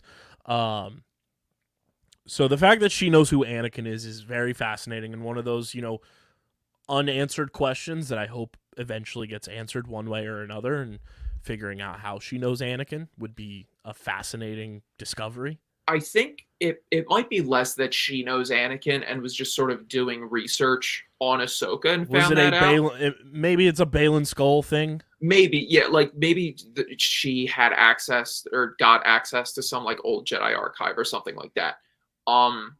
Because as far as I know, there's no baseline for her knowing Anakin. Right. Because, like, I feel like if she did, like, the moment Thrawn is like, you know, I want to know her homeworld, I want to know her master, like, I would imagine she could have just told him right then and there. Yeah. So I think that's, like, a matter of just her doing research. When it comes to Thrawn, though, Thrawn does know who Anakin is. And for my Star Wars sickos, who I keep bringing them up, get into the books, get into the nitty gritty.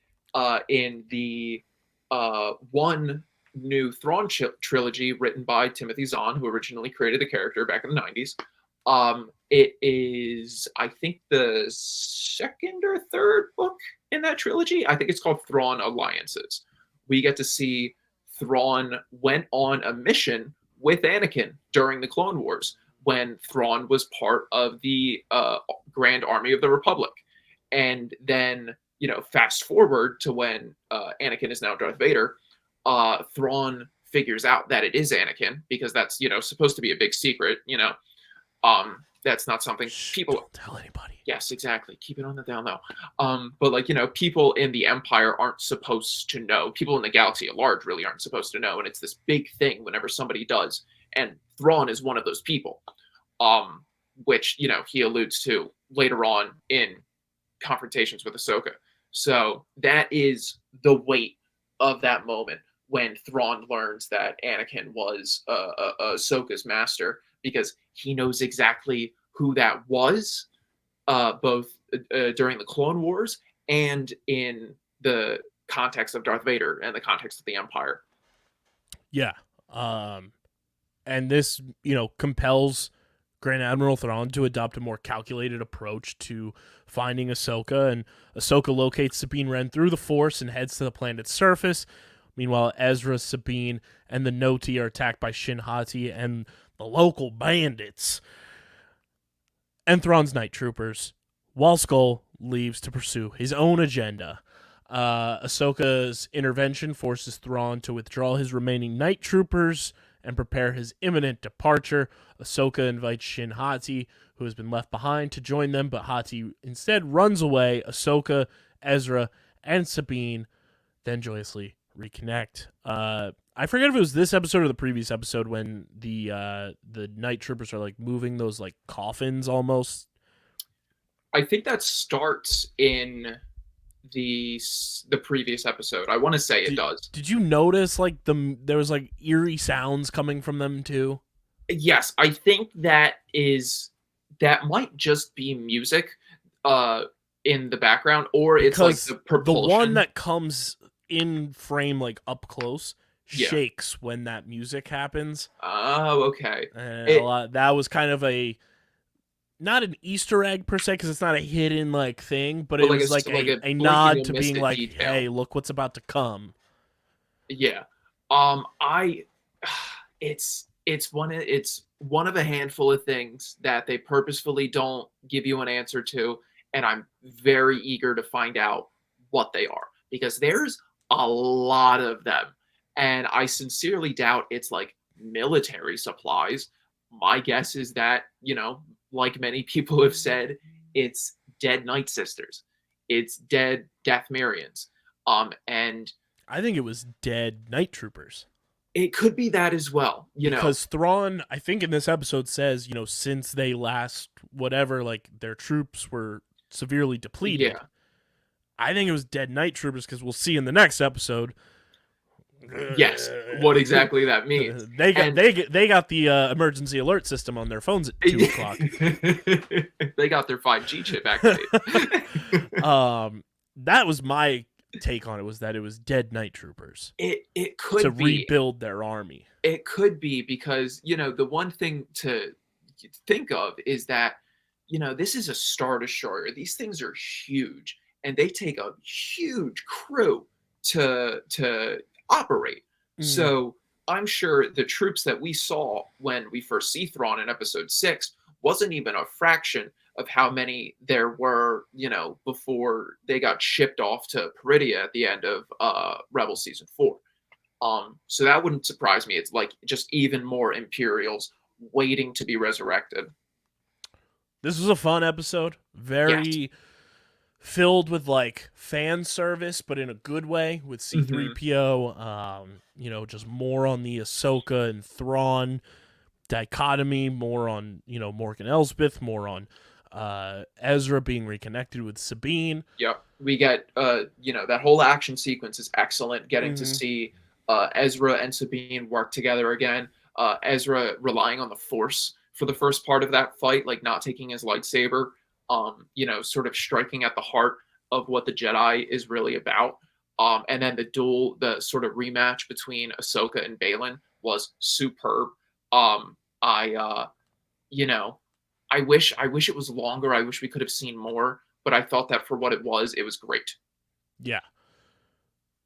What was your score for the family episode, Dreams of Madness? Man, I did really like this one, but I don't know. I don't want to discount it for this, but it didn't quite have the same reveals as some other episodes, like especially the previous one, like seeing Thrawn and Ezra. We're past that now. Now we're actually getting into the characters, what they've been up to, and what they're going to do moving on. I did enjoy a lot of the action, though, and like I said with the previous one, that didn't have a lot, but this one really ramped it up.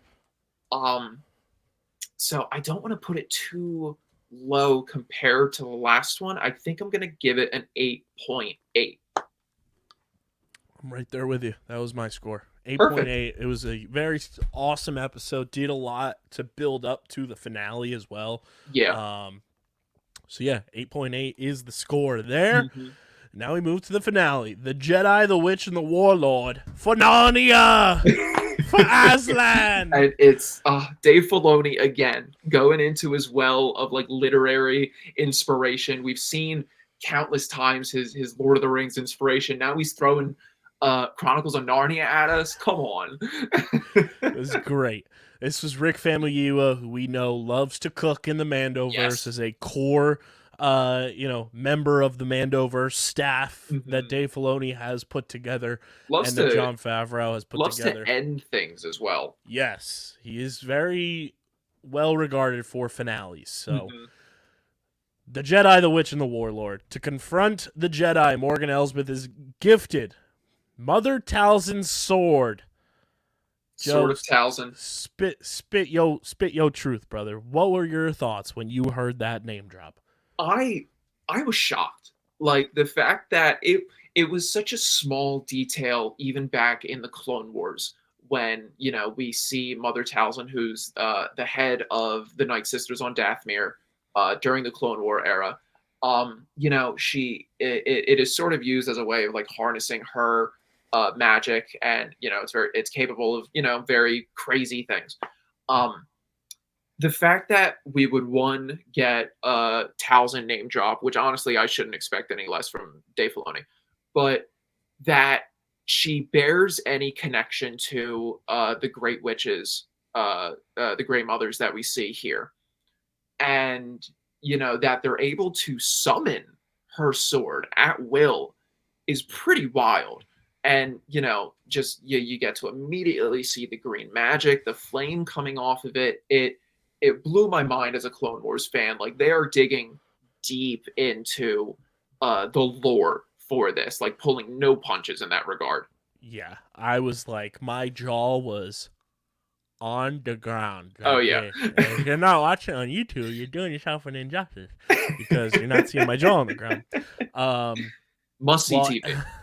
yes, 100%. Subscribe to the YouTube channel. While Ezra's constructing a new lightsaber using spare parts from his late master, Kanan Jarrus. Mm. Moment of silence for Kanan Jarrus, everybody. All right, thank you. Thank you, Kanan. After their ship is damaged by a fighter attack, Ahsoka, Sabine, and Ezra make their way on foot to the Chimera, which is docked with the Eye of Sion. They are confronted by Morgan Elsbeth and the Night Troopers, whom the Great Mothers keep resurrecting after they are killed. This was fucking creepy in the coolest way possible, and I was just like grossed out every time it happened because it was very like the only other thing that I can kind of equate it to in recent memory is in Doctor Strange and the Multiverse of Madness when Wanda is like walking on all fours like Yes. a weird spider looking creature. Yes. That's what it reminded me of. Dude, if you had told me a year ago that we were going to get zombie stormtroopers in a Disney Plus Star Wars show, I'd say you're crazy. I'd say Disney would never do that. I'd say that happened in a book years ago. It's not canon anymore. I don't think they would have the guts to put something like It's that. video game material. It is, exactly. I don't think they would have the guts to put something like that in a show that's meant to reach such a wide audience. I think that's too niche for like really like deep Star Wars fans. They did it. They went And there. they pulled no punches in doing it. They, had a good basis for it in the Night Sister magic. I thought that was clever, because we've seen that in the Clone Wars before, resurrecting dead Night Sisters and literally them looking like zombies. Just the aesthetic of the Night Troopers and how chilling they look. The green eyes in their helmets was excellent. The way they shamble around, and how they just keep getting up, like they're relentless, like you cannot get away from them.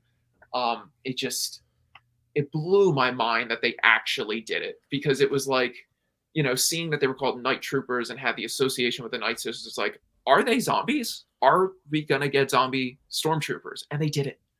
They did it. Which begs the question, we kind of like wondered about this earlier. Merrick had to have been Night Sister magic. No doubt in my mind. 100%. 100%. All the pieces, like, as far as I'm concerned, that was foreshadowing for this. That was like test subject like 1.0. Yep, exactly. Which also like begs the question, like, was he a true Inquisitor? Because I think he still could be, because if he was just a guy, and they found Inquisitor stuff to put on him or whatever to give him. I don't know if that would really work necessarily.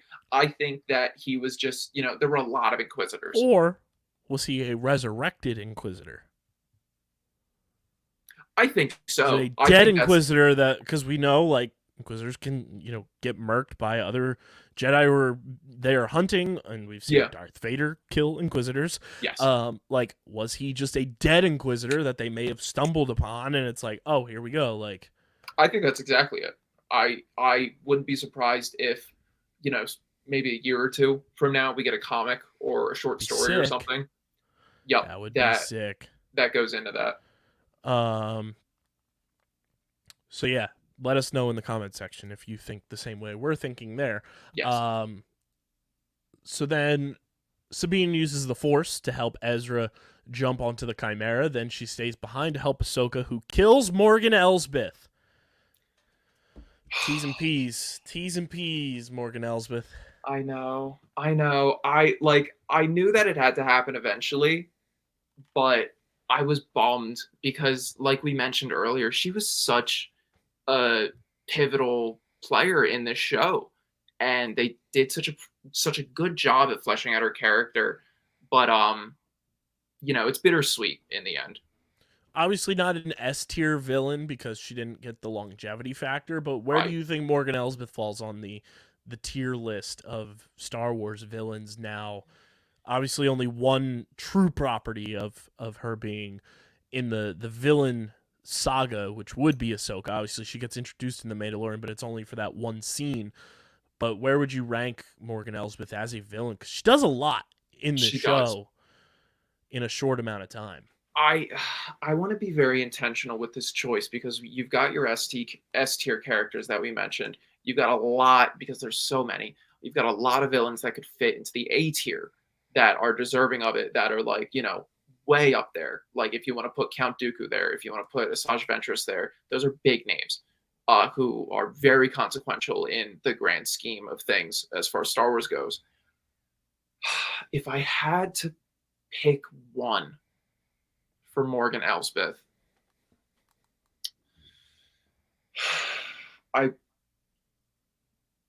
I'll put her at B. If we're getting real granular with it, I'll give her a B-. Because I don't want to put her at a C tier because that's very middle of the road. And in terms of longevity, yes, she's sort of middle of the road. But in terms of presence and, consequence to the story at large, she's responsible for Thrawn's return. That's huge. You want to talk about galaxy-wide consequences, that's enormous. So I think she's deserving of more than a C. I would put her at B, but there's a lot of people that I would still put above her within that same tier. Yeah, I was going to say a C, C+, but when you say she is responsible for Thrawn's return, that is a huge thing. So yeah, I'm with you on the B tier. I think she's in the same realm as a Cad Bane. I would put in a B tier. Mm-hmm. Jabba the Hutt almost is a B tier villain. Yeah, I wouldn't quite put him at an A tier. Kind of in that realm mm-hmm. of villainy. But yeah, T's and P's, Morgan Elsbeth. Yeah. The Eye of Sion jumps to hyperspace, leaving Ahsoka, Sabine, and Hu Yang stranded on Peridea. And as Thrawn and the Great Mothers arrive over Dathomir, Ezra Bridger escapes and reunites with Hera and Chopper. Ahsoka, Sabine, and Hu Yang join the Noti and make their new home on Peridea, watched over by Anakin's spirit. Oh, it felt so good to see him one last time. Hopefully it's not the last time, but the way that they set it up, it sort of seems like it. And just, punctuating the show after seeing him so much, and, it's unexpectedly so. It was just so sweet to see him as an actual Force ghost this one more time. And then Shin Hati joins the bandits. Mm-hmm. While she deserves so much better. I can fix her. While Baylan Skoll is guided to a mountain by a statue of the Mortis gods. Oh, What Filoni. the actual fuck, Dave Oh. Filoni, you cheeky bastard. The man never We forgot. said this! Joe, we talked about this. I know we did, and We talked about this in the season preview. I didn't think that they were going to do it. I had no. There was nothing in my mind that could connect anything having to do with Ahsoka to, except for maybe just Ahsoka herself, to bringing back the Mortis gods. Just, let alone having giant statues of them on this planet where Thrawn and Ezra were stranded.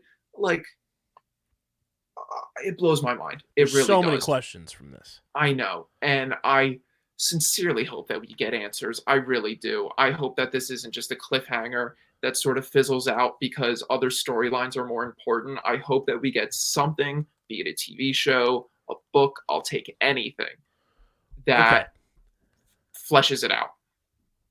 Big questions here. One, obviously, Ahsoka, Sabine, and Huyang being stranded there will more than likely be addressed in the movie. Probably. That's my guess. Yeah. And you have Sabine, or I'm sorry, you have Hera, Chopper, and Ezra now back in the galaxy far, far away. What connection does Baylan have to the Mortis gods, in your opinion? So, really, not any, as far as I'm concerned. I think, I don't think he has a personal connection, I should say. I think it's possible that, his past is so murky. We still don't know, how he survived Order 66, how old he was, where he was, what he was doing, any of that. The Mortis gods, without getting into, the nitty-gritty, they're Force deities, basically. That's the gist of what you need to know. Ahsoka is sort of embodies. There's the father, the brother, and the sister.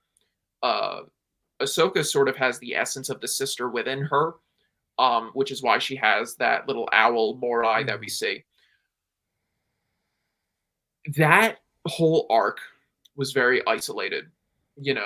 Obi-Wan, Anakin, and Ahsoka sort of forget about it. Like, it's sort of a fever dream to them. And they're, as far as we're led to believe, there's no records of it.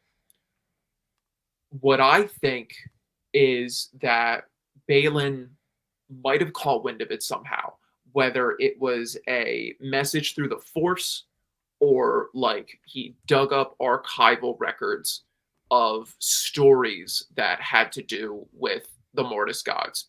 That's sort of a thread that runs through a good bit of Ahsoka is stories and the legacy of stories. So, it wouldn't surprise me if he just sort of did his research, stumbled across some things, and ultimately tracked down, whether it's the Mortis gods, whether it's a reincarnation of them, whatever, to Peridia, and it just so happened to be where Thrawn was, and that's why he took on the job with Morgan. It's just so, like you said, it was such an isolated thing in both Rebels, Clone Wars, just so much to unpack from that. There's not enough time to go through all of it. It's just, there's so much to it. And it was just this is how we're gonna end Baylan's skull for us. Huge. And I really do hope it's not the end. I know Ray Stevenson very tragically passed. It's one of the most heartbreaking things about this show is that his performance was so excellent and so beloved by everyone. And not only was he not able to see that reception, but we're not going to be able to get more from him. And it is awful. And I really don't know what they're going to do, if they're going to recast him, if they're just going to it would be such a shame, like I said, for that cliffhanger to fizzle out. But, I don't really know what they can do except for try and recast him and hope that whoever they get can maintain the essence of his performance. This feels like a culmination of things that will continue to occur in the movie. For all parties involved, almost. It's From very... the trio of Ahsoka, Sabine, and Huyang to Chopper, Hera, and Ezra, and then you have Thrawn kind of on his own, and then the other aspects of this being Shin Hati and Baylan Skoll. Like, feels like all of these characters will culminate again in the Dave Filoni movie. It's very difficult right now for me to sort of envision where all these characters, how we're going to see all of them in the movie whenever that comes. But I would very much love for them to do that, for them to give us definitive answers. Because it's also like the other thing we have to take into account when we're thinking about how all of this will culminate is we're going to get another season of The Mandalorian. Skeleton Crew is part of the Mandoverse. Mm-hmm. How does that come into play? Yeah. And there's just so much left to be answered that, like, this is why Dave Filoni's a fucking genius. I know. He's out of this world, man. I mean, this finale was awesome. It was great. So many aspects. Yeah. The fights between Ahsoka and Morgan. Mm-hmm. Just the zombies. Yep. The Great Mothers. Thrawn again, like, out on the loose. And who knows where he's going. Back in the known galaxy.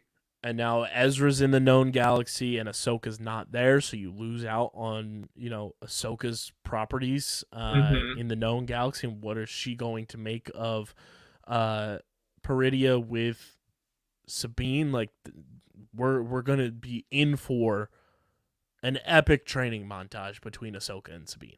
Oh, yeah.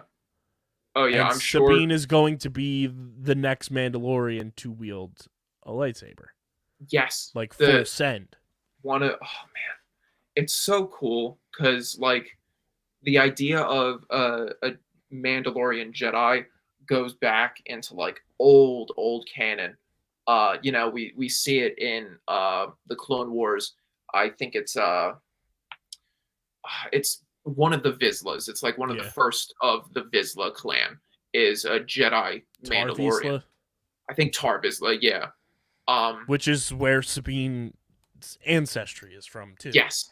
And it is just so cool to see something like that reintroduced in live action, no less. And I'm very interested to see how, all this time that I'm sure she's going to be spending with Ahsoka, now that she is more attuned to her Force abilities, I am very excited to see how much stronger she is the next time we see her. Which 1,000% Grogu and Mando had to be that shadow, because Grogu has Force instincts with Ahsoka. Yep. How are we going to find Ahsoka? Grogu is the key. That would be sick. And that's if they do that, that would be sick. It's got to be how, like, timestamp this when the next season of Mando comes out, fuckers. We were on it. But yeah, I mean, what a masterclass show. Start to finish. So much amazing aspects, so many unanswered questions in the best way possible. Yes. 2 scores here now, Joe. Okay. Your episode 8 score, and then your overall score for the season, the show as a whole, that will go in the record books. You are officially written in the 2023 show and movie book. That's big stuff. This is important. Your overall score for episode 8. So, I think episode 8 was the most fun that I've had with a Star Wars TV show finale in a while. It did so much well.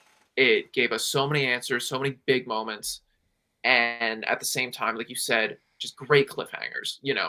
A good show needs something for you to look forward to for the future. And I think they executed in that perfectly. I am going to give episode 8, the season finale, a 9.6. And Big then, time stuff. Yeah, it was so good. It was great. And then for the show as a whole, I know for some people it got off to a little bit of a weak start, but it was necessary. I think both you and I disagreed with that take. Yes. I thought that it started wonderfully. I enjoyed it. I thought, the 2-episode premiere was great. I thought episode 3 was awesome. And then from there on, it just kept getting better and better and better. Like, you can't get, if they just bombard you with all this big stuff at the very beginning of the show, you're going to have nothing left by the time the season finale comes. So I thought they did a wonderful job at setting a baseline, at building up towards big reveals, hitting the huge crescendos that they did with the Clone Wars flashbacks, with everything having to do with Anakin, with all of the action with Ahsoka, Sabine, Morgan, Balin and Shin, all those duels, everything was wonderful. The storytelling, its themes of, trust and family and just, you did there. and, just all the storytelling beats were strong. Dave Filoni was at, one of his highest highs in writing the story of each and every episode. And ultimately it, I think, deserves to be regarded as one of, if not the, this might be a tough thing to back up with how good The Mandalorian was when it started, but it could be one of, if not the best Disney Plus Star Wars shows, in my opinion. Overall, for those reasons, I'm going to give it a 9.5. Wow. Joey Peppers coming through with the heat. Now, I did write down for both of us, we both were hoping the season would hit an 8.5. Okay. As our preseason prediction. So it Seems hits a 9.5 generous for you. Episode 8 for me, I thought it was really well done. I thought they did a lot with it. There was still a lot of unanswered questions. That is a good thing. You just want to wonder when you're going to get the answers to those questions. Yeah. You gave it a 9.6. I'm going to give it a 9.4. And that's just based on other shows we've watched and scaling it to that perspective for a finale as well, which hitting the 9s at any aspect for a show is great. In our book is huge. Like, to put this in perspective, Joe, last year we had overall 1, 2, 3, 4, 5 properties, both movie and show, hit the 9s as an overall score. Okay. So far in 2023, we have had 2 properties hit the 9s, which were The Last of Us and Everything Everywhere All at Once. And it's October. It's October. We haven't watched as much. There hasn't been a lot coming out, obviously, right. But yeah. As opposed to last year when we were every 3 months, there was something Marvel, something Star Wars. There was new things all the time.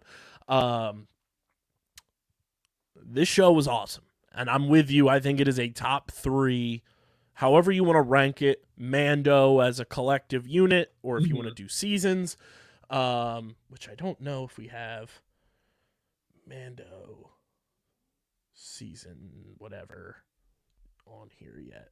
Yeah, we do. Season 3 for Mandalorian from us got an 8.1. So that's still very good. Yeah.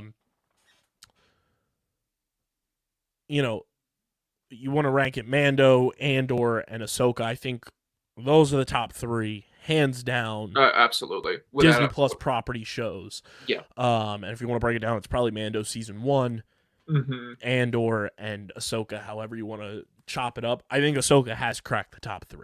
Absolutely. From action to storytelling to different aspects of the Star Wars universe with the Night Sisters, the introduction of Thrawn, Ezra Bridger being back in live action, the Ghost crew as a collective being in live action. This show was awesome, like top to bottom.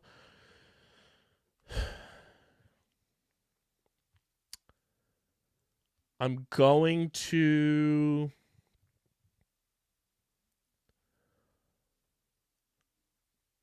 give it a 9.3.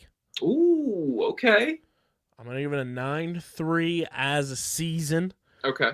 As a show. And part Really of that is I still haven't watched, and this is on me, I still haven't watched Rebels, so I didn't get the full experience that Joe did. The emotional investment. But I still got an experience that was worthy of cracking the nines.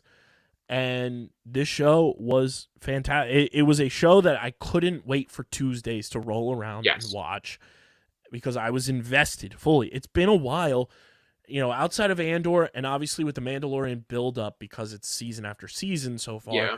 Between Star Wars and Marvel and everything that you get on Disney Plus, those are the two big ones, obviously. It's been a while since we've collectively gotten shows that get the viewer invested wanting more week after week after week. Andor did a great job with that. Mando has done a great job with that. Loki is doing a great job with that. Yep. It's been a while since we've gotten that from a Disney Plus property, and to get that again was exhilarating. It was fun. Yes. Everyone seems, online collectively for the most part, seems to have enjoyed Ahsoka, and that's rare from the internet community too, where your protagonist and your main character just happens to be a female character, because the internet is toxic and they like to do dumb shit. Ahsoka's a fucking awesome character. This show absolutely rules. And it gets an overall 9.4 grade and cracks the nines for the third time in 2023, joining The Last of Us Season 1, which clocked in at a 9.6. Ooh. And Everything Everywhere All at Once, which got a perfect 10. Wow. As it deserves. So there it is, a 9.4 out of 10 goes into the books for Ahsoka Season 1, question mark? Mini-series, question mark? I sure hope there's another season. I really hope so. That is my next question, my final question. Do we get a second season of Ahsoka, or do they wait for the movie, or do they do what they've done with a lot of things and do another series that just happens to be a season 2? Right. I think it's tough to say right now, because could they do a second season? Yes, absolutely. With everything that they did in this one, everything they set up, there is more than enough to do another 8 episodes of story between, with Ahsoka and Sabine, Ezra now with Hera and the New Republic, and Thrawn back in the known galaxy doing who knows on Dathomir. Like you mentioned, it is going to come down to the movie and other things going on with the Mandoverse shows, Skeleton Crew, what have you. I really need more information on the movie. Like, I need them to give us more on, like, just what's going to be going on, like, what is the goal of it, and when exactly it's going to come out. I know it's not too far off, like a year or two. Initially slated for 2027, I believe. Is it really? Because we're getting, I believe, 1 to 2 more seasons. I think we're getting 2 more seasons of Mando, Skeleton Crew, and then there's other Star Wars properties in between as well. And then there's another movie coming out before the Mando movie. Well, that sort of changes things then. In that case, it would Which really I don't know how the timeline has shifted with the strike. Right. It would really be up to what happens after those seasons of The Mandalorian. If they decide that, okay, we have room for another season of Ahsoka, I can absolutely see them doing it. I think that it would be a very strange decision for them to keep Ahsoka and Sabine in Peridia when the movie starts. Because, like, what are you going to do? Spend your whole first act trying to get them back into the known galaxy, and then you move on with stuff with Thrawn and the other probably close to a dozen characters you're going to have in that movie. I think that it's important for them to already be in the known galaxy, go through another adventure and more development, and then we have the movie. I That might draw things out a little bit with Thrawn, but I think that you could spend a lot of time getting him caught up to speed, reasserting how dangerous he is. So, all that said, long story short, I think that we could, and I very much would like for them to do a season 2 of Ahsoka. Yeah, it would be fire. I would love it. It would make sense. And if they don't, we're building up towards a movie. And Skeleton Crew is the next known Star Wars project, I believe. Yep. Not sure when that's going to be coming out, but hopefully next year. It'd be nice. I mean, it was originally slated, I think, for December of this year. Yeah, this and winter. Into early 2024. So we'll see if that still happens, because I know it's all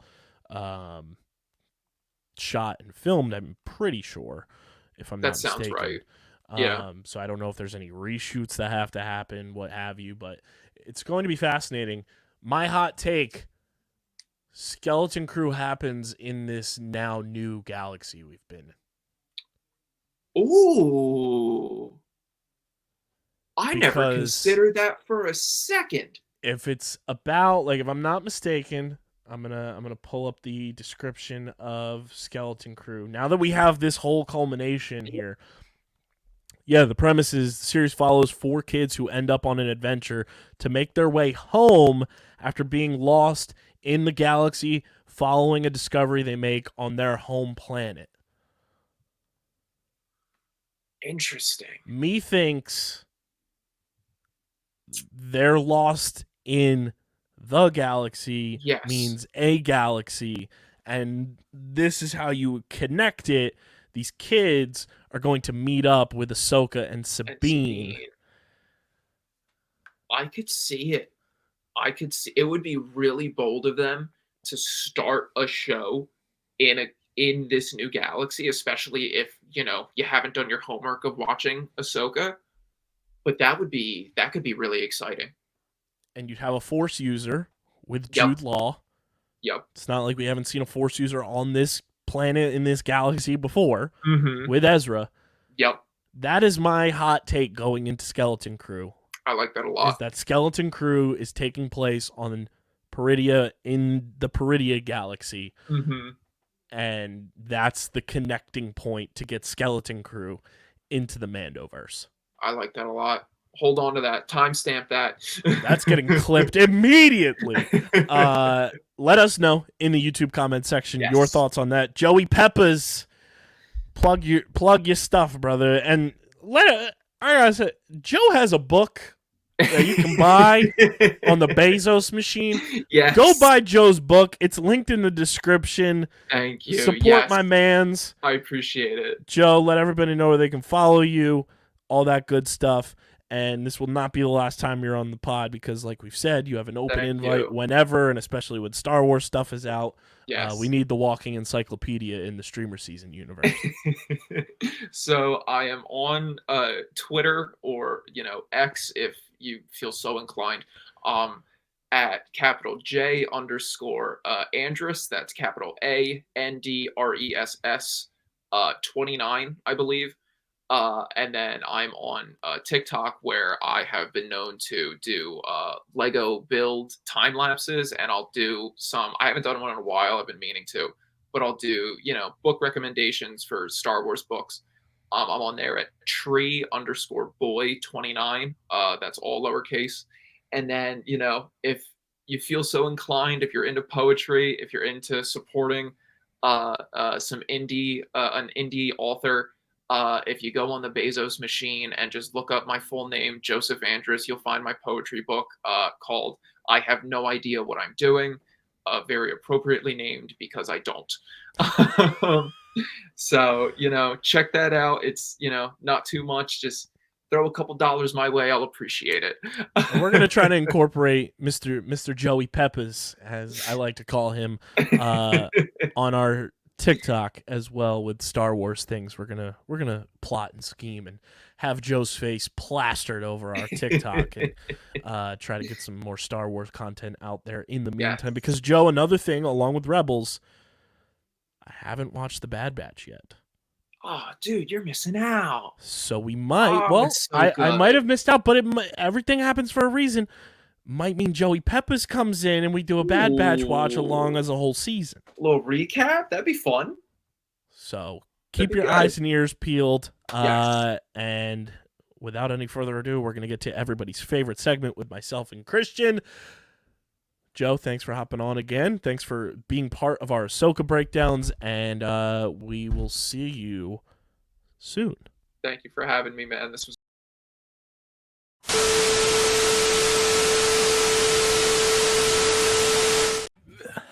And now, Christian, I believe it is time to get to everybody's favorite segment.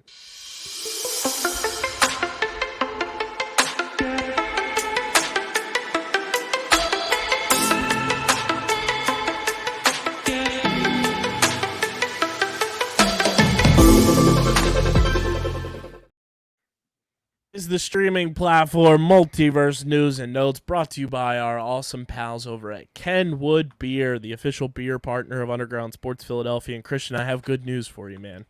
Do tell, do tell. I have good news. Kenwood Beer is now available in the phenomenal state, our home state of New Jersey. New Jersey. It has made its way into New Jersey, and you can find out where it's located in the Philadelphia, Pittsburgh, Maryland, and New Jersey areas by going to kenwoodbeer.com and using the Kenny Finder. And I can tell you right now where in New Jersey it's located. It's slowly but surely making its way across the entire state. But right now, a couple of spots have Kenny's in New Jersey, and one's pretty close to you. Cork and Bottle in Westmont and Haddon Township right outside Cherry Hill. We've got Mr. Liquor in Woodbury, New Jersey.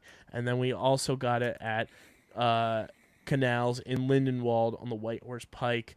And then obviously all over the Philadelphia area, all in Pittsburgh, making its way into Maryland in a couple of spots. We got Kenny's going worldwide before you know it. Go to kenwoodbeer.com. Use that Kenny Finder. See who's got Kenwood beer on tap so you can enjoy an ice-cold Kenwood beer while you're watching Loki.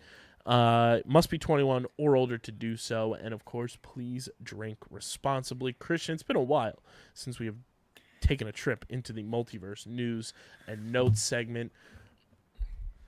Biggest thing, the WGA and the studios have come to a formal agreement. We did it. To end the strike. They did it. They are still standing in solidarity with the actors. Actors up next? Question mark. They are negotiating right now. Great sign.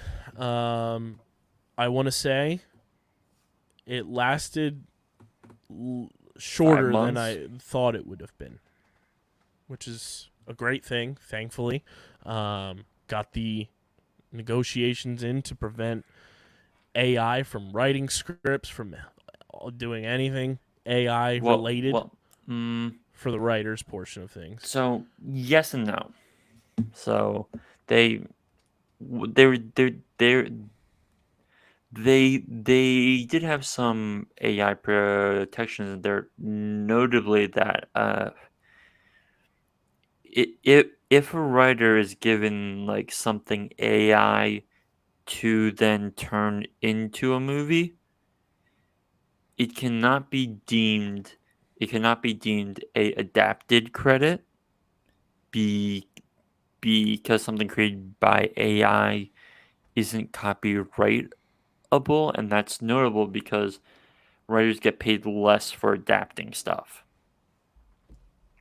So while they've left some AI stuff open, they've built in good protections for themselves. Yeah, very exciting and very good, moving forward, and hopefully, we continue to see good stuff. Also, fuck whatever studio it is for putting Mean Girls on TikTok in 23 parts. Paramount did that themselves. Yeah, that goes against a whole bunch of shit. So then they can't get residuals off the TikToks Oh, true. because it's broken into parts and it's viewed as promotional. So it's a See- loophole. So don't watch those TikToks.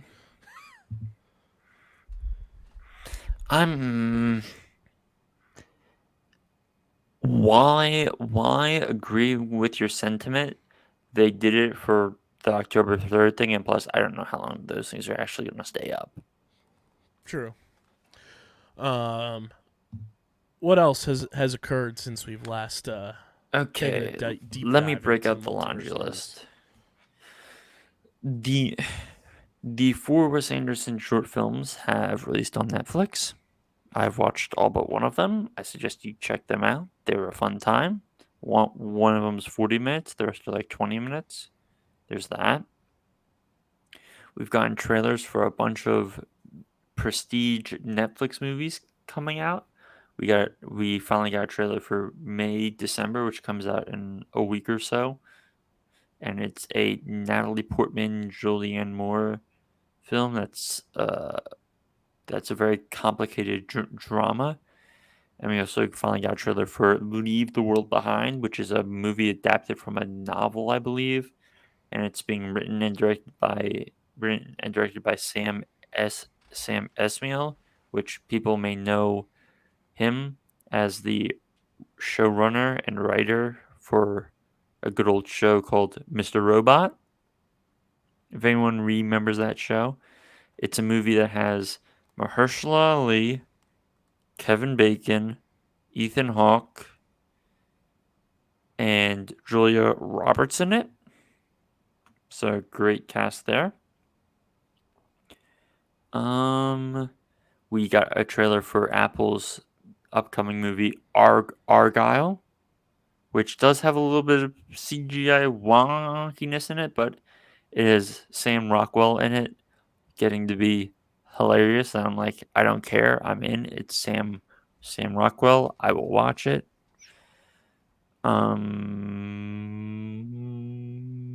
Strikes, CEOs being idiots. We got a trailer for The Curse, which is the new Nathan Fielder show. Where's the thing I've been trying to find? Not Argyle, not AFI Fest. Disney's going to crack down on password sharing methods. Drink. Ooh. I also saw Netflix is raising their subscription price after the strike. Doesn't surprise me. Oh, Tupac's potential killer was found? Wait, what? Oh yeah, Tupac's killer. Yeah, the Kyle, fact come on now. that Tupac's killer was allegedly found before the Cowboys got back to the NFC Championship game is pure comedy. How about them Cowboys? How about them Cowboys? Stephen A. Yeehaw! I tried to tell you. Skip. We got another trailer for Priscilla, which was good to see. Nice little complicated film made by Sofia Coppola. We got an immensely fucked up trailer for Thanksgiving, which is this what's the right way to put this? It's a horror film. That's basically about a murderer going around Thanksgiving and killing people. And let me tell you this, Kyle, it's directed by Eli Roth, who have you seen Inglourious Bastards? Mm-hmm. He plays the bear Jew, the guy with the baseball bat. Mm-hmm. Eli Roth is also the guy who wrote and directed Hostel. Okay. Which is an immensely fucked up film. And this film is also immensely fucked up. Like, let me put it to you like this. This movie has Addison Rae and Patrick Dempsey in it. The trailer ends with a woman tied up and she wakes up in a gigantic oven and the killer turns the oven on. And I'm like, what in the Hansel and Gretel? I I am like, nope, this is too close to Saw, and I don't watch the Saw movies. I am good, No. Chief. I am good. No, thank you. I did see a trailer recently that I'm sure you'll be very proud of me for seeing. Which one? I saw the trailer for the Priscilla Presley movie from A24. Hey, yeah. In, Color me you intrigued. Ooh, wonderful. Color me Splendid. intrigued. It looks very, Splendid. very good. Splendid. What, Kyle? We are gonna have a lot of Netflix movies to talk about this fall, but we're also gonna have to end up talking about Killers of the Flower Moon too. Well, that and Napoleon, because they're both technically Apple films, even though they're gonna start in theaters, but they're Apple films, which means streaming, which means we're talking about them, which means Kyle, 3 hour 20-minute Killers of the Flower Moon. We have that, and then Napoleon. also with the strike being over, we everybody knows your boy, biggest Quicksand. Stranger Things stan. I love the way that the Stranger Things writers are putting out just like the digital versions of how the show is breaking down. They said hopefully they get the actors things situated because man, they did Charlie wrong. It's so good. Go check out what they're tweeting because it's very, very funny. They're back to writing Stranger Things season 5. And then we also got our first look at the stage play for Stranger Things as well, and we got the cast announcement for that, which I'm very stoked for. Have you had the chance to see the trailer for Dream Scenario? I have not.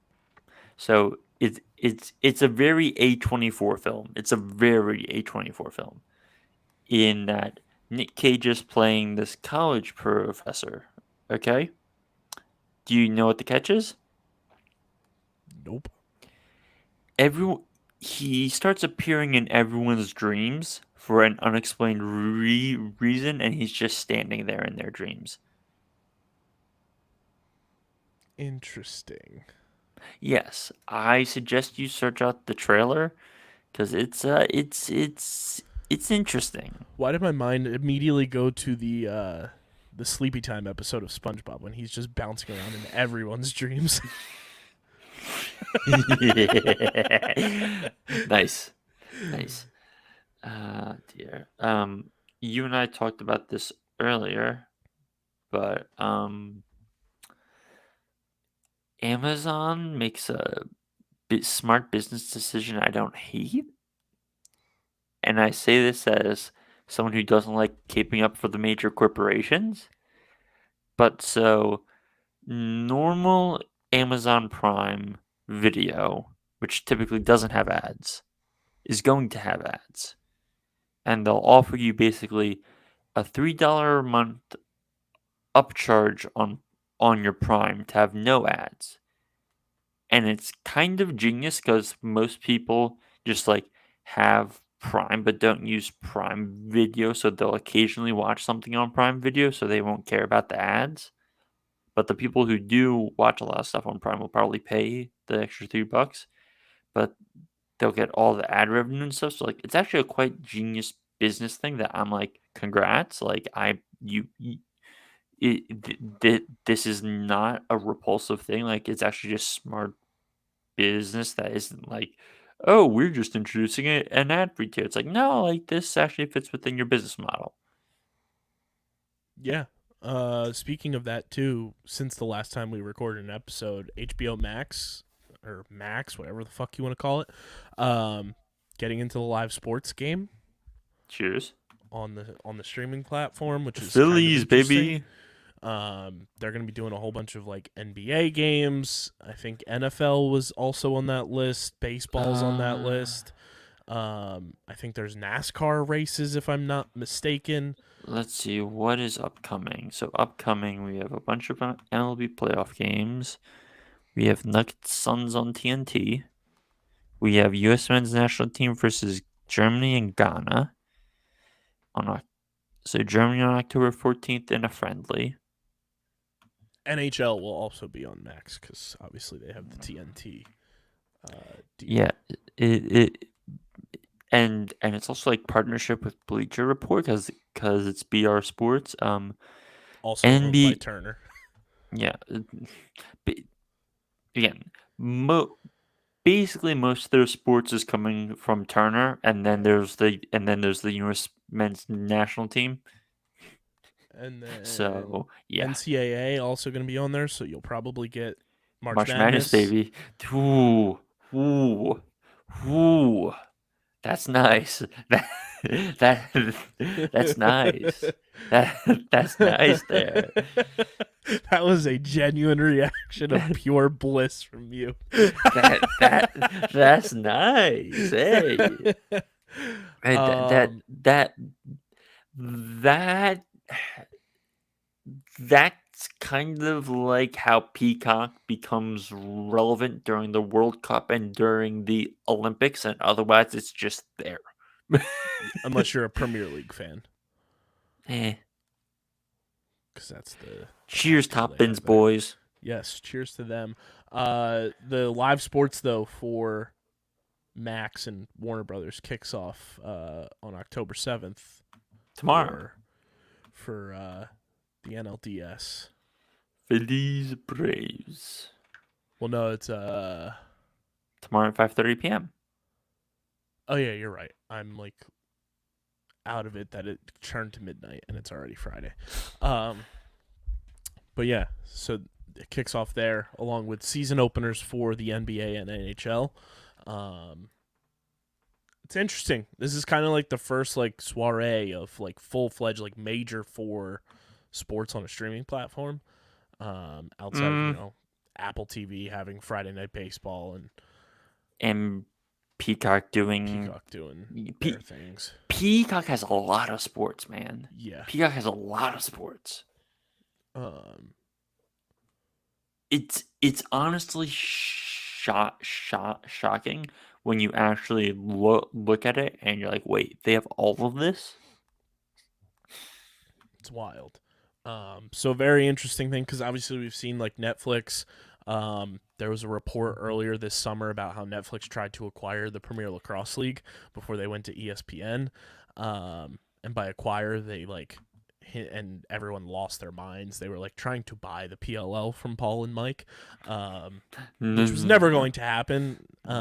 People just like read a headline and freak out, but we've seen Netflix do a bunch of the sports documentaries and things like that, so it's going to be interesting to see how this plays out with Max. So what else do we have on the docket here? So this is more of an interesting broadcaster rights thing. I don't know how long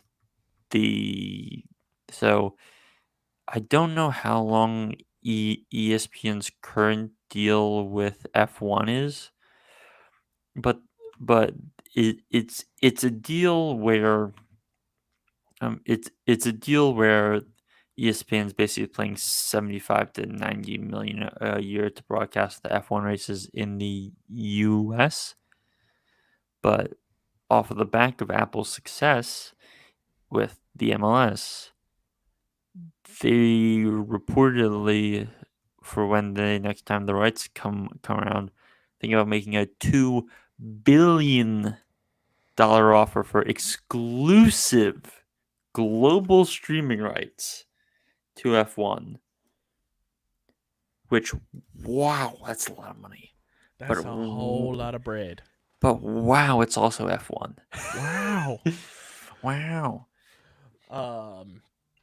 Which that's very interesting to me. Yeah. That's very interesting to me. Because F1 technically has their own streaming service that's only North American only. Mm-hmm. And then the rest is run through Sky Sports. But the thing is, a lot of people hate the Sky Sports streaming service stuff, and they much prefer F1 TV stuff. Mm-hmm. So there's a theoretical world where it's like Apple gets the exclusive rights. They bring over the Sky Sports broadcast team, and they use the F1, like the old F1 infrastructure, and that could be a real banger of a thing. But I'm like, that's like a bunch of years away. But speaking of live sports, the 2030 World Cup locations have been announced. Yep. And this is like a clusterfuck. I'm like, what am I reading? Better than Saudi Arabia, though. That give it another 4 years down, 4 years down down the road. But so the main countries being held are Spain, Portugal, and Morocco. Sure, fine, nice little triangle. With one match each taking place in Uruguay, Argentina, and Paraguay. So, Explain to me how this schedule's gonna fucking work. so I have the reasoning for Uruguay. Well, I sent yes. this in our Top Bins chat that I have with Matt and Dom. First Go World Cup subscribe was to there Top in Bins. 1930. Yeah, and it's the 100-year anniversary of the World Cup, and it originally was hosted in Uruguay, so they wanted to bring it back there for 2030, but this is all from Matt, by the way, for everybody listening. But I guess they didn't like the joint bid enough, so they're just saying fuck it and doing some of their games there first. So here's my whole thing. Like, they thought 2026 was bad traveling. Yeah, but like, I'm mentally trying to this. So they're basically saying there's gonna be 3 matches there. That's not even enough for a group stage. Mm-hmm. So what the fuck are we doing here? And on top of that, I'm just gonna say, so how are they gonna try and rig it so Messi can play in Argentina? I'm already saying it now. If that man is still playing at 50, or how old's Messi? 30. Okay, so if that man is still playing at 43, he's 36. If that man is still playing at 43, you know they're trying to rig that shit. You know they're trying to rig that shit. It's FIFA. What do you expect? Everything's rigged. Fun stuff too. Something that we'll be diving into eventually. I would assume once we finish with Loki, maybe Invincible season 2 is a month away. We're gonna have to speedrun season 1 first, though. Yeah. Which may or may not be on the pod. Who knows? But let us know if you guys want us to do a speedrun breakdown of Invincible season 1. What else did I see recently here that I have pulled up?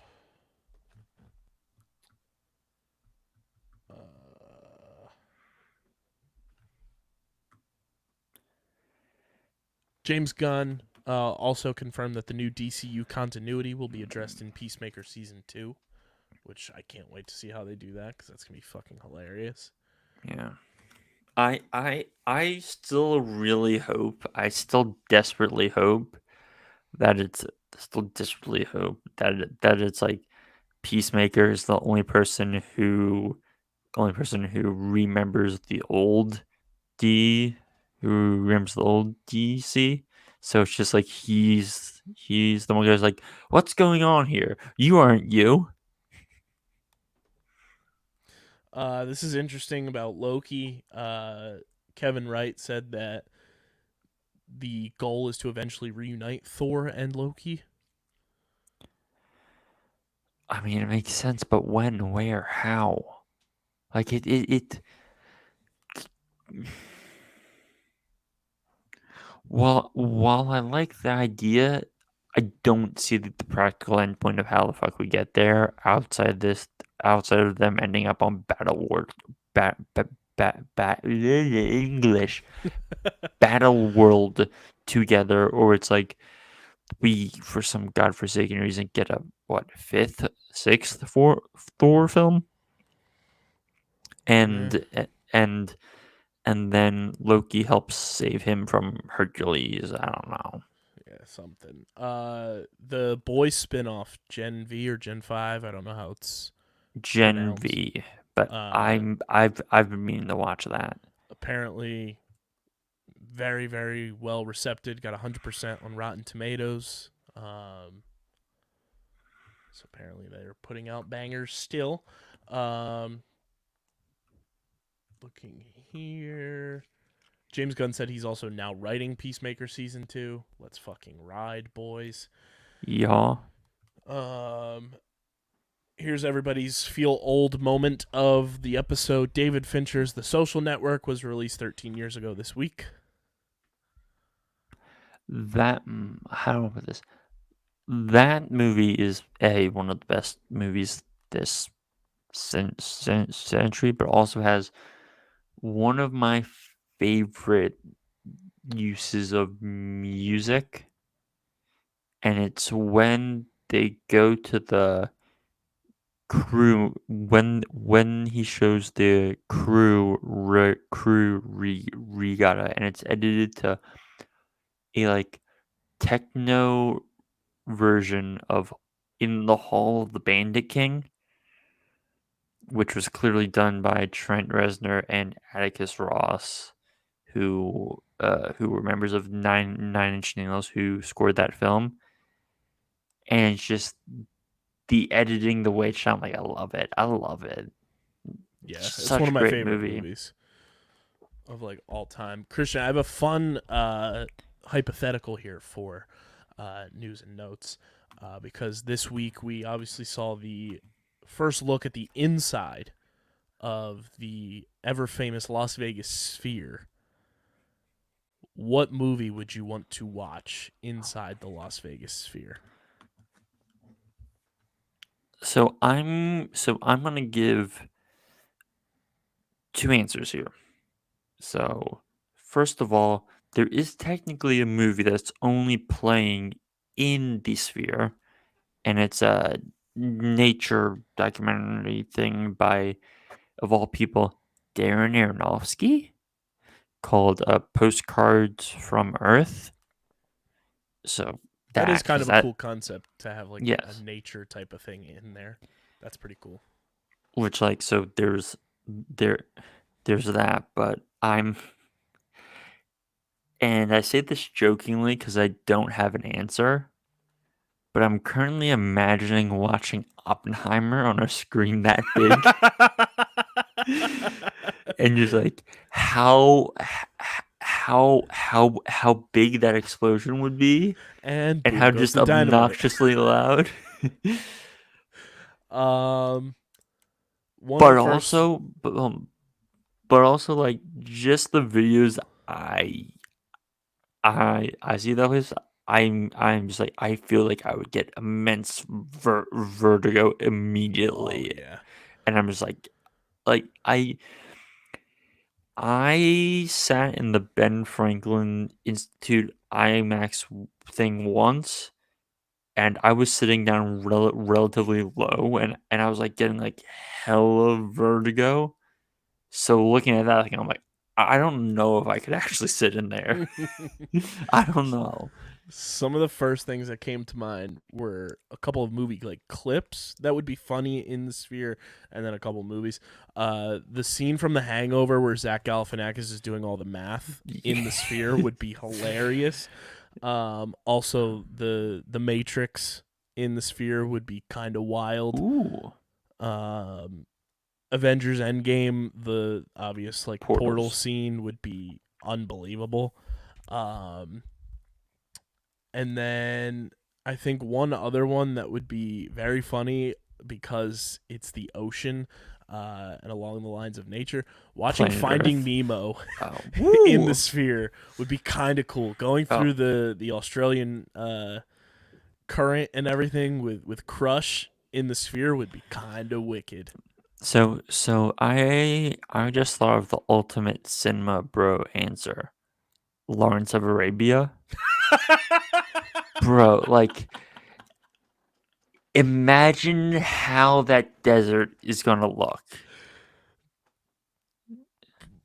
I mean, put Dune on the Sphere. Dune wouldn't look as cool as Dune one. Like so we here, like I would say like put any like big old school epic like Lawrence of Arabia, oh Apocalypse Now because it's literally the biggest screen True. possible. But like, I also kind of want to see the Death Star blow up in the sphere. oh yeah, there's almost a meta thing to that. There's a really meta thing to that, but I can't quite put my finger on it. I think we nailed it. It's got to be the Death Star blowing up in the sphere. But blowing up which time? Ooh, that's a good question. First time, right? First time? Right? Yeah. All right. So we then have to find where the exhaust ports in the sphere are, right, Kyle? Correct. And so then, right before it happens, we walk out and fire 2 lasers up that thing, and then run away. A laser. Fire them up into the thing, run away, scream, run away, oh Christ, run away, scream, screw you, James Dolan, and watch it blow up into a million pieces. Let us know in the YouTube comment section what movie you'd want to watch in the Las Vegas sphere. Or let us know in the potential comments of a social clip. Correct. That too. Let us know. Comment your movie of choice for the sphere. End of an era here, Christian. Netflix mailed out its last DVD recently. Which apparently there was like 1 million people subscribed to that. It was a copy of the Coen Brothers' True Grit. Which is so there's your fun bar trivia for 5 years from now. Which is both cool and sad because it's nice that it was a movie like True Grit, but also just could have been even more film bro-y. So it's like 7 out of 10, like nice, but you could have done it a little better.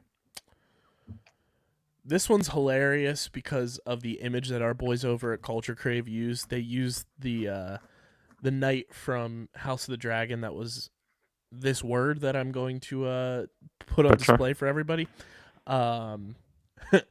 Added to Merriam-Webster's dictionary, the word simp. Simp and John. Oh, it's so funny.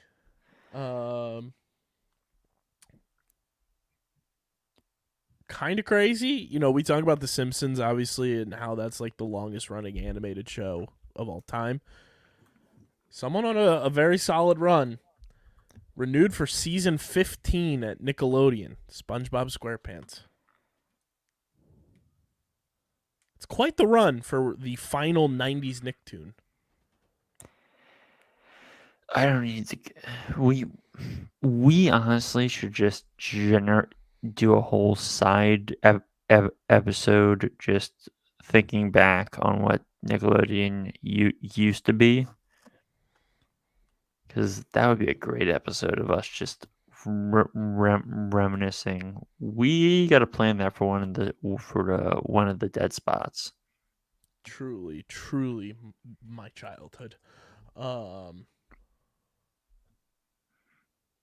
Also, rest in peace to the absolute legend, Michael Gambon.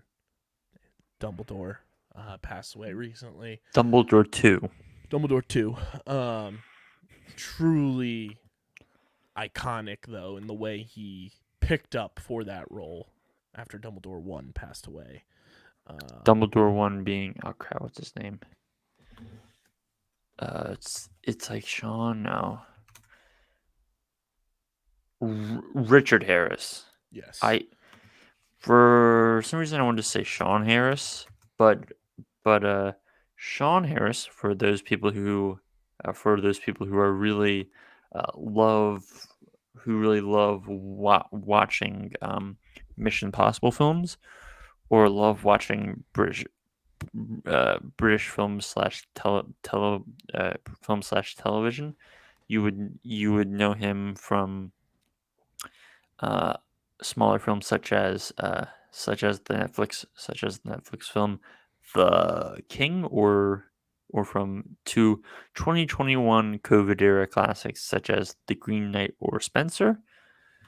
But there's one show currently on right now that, Kyle, I think you would really enjoy, and it's a show called The Gold, and it's on Paramount right now. There are 4 episodes in, and it was a BBC show that was dropped earlier, BBC show that was dropped like February this year, and they finally just released it in the US, where it's based on the true story of how, in like the 1980s, these guys broke into this airport warehouse to steal a bunch of cash, and they then found like 200 pounds, 200 pounds of gold. And so it's about kind of the aftermath of that. But yeah, British shows. We also finally got a date for Slow Horses, Kyle. Slow Horses season 3. So when are we doing it? When are we doing Slow Horses, Kyle?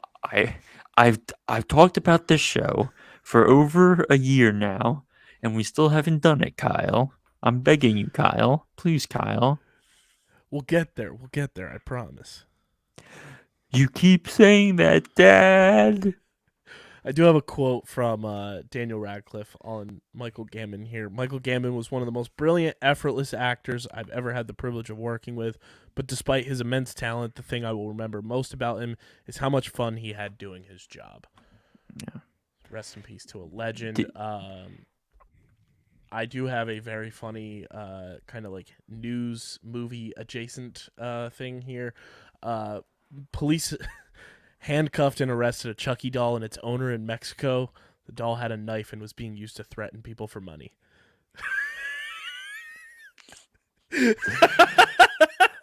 That just makes me smile so much.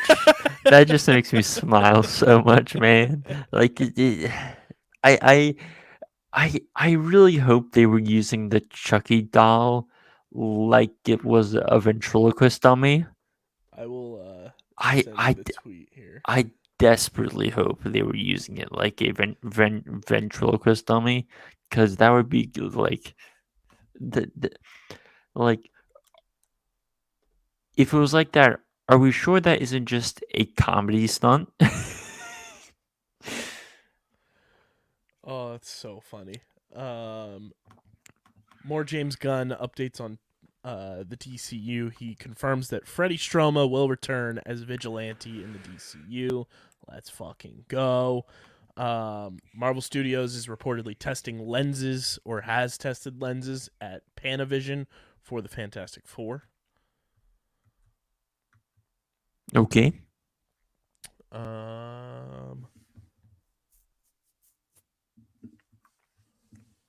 House of the Dragon Season 2 has wrapped filming, and it's aiming to release summer of 2024. Okay.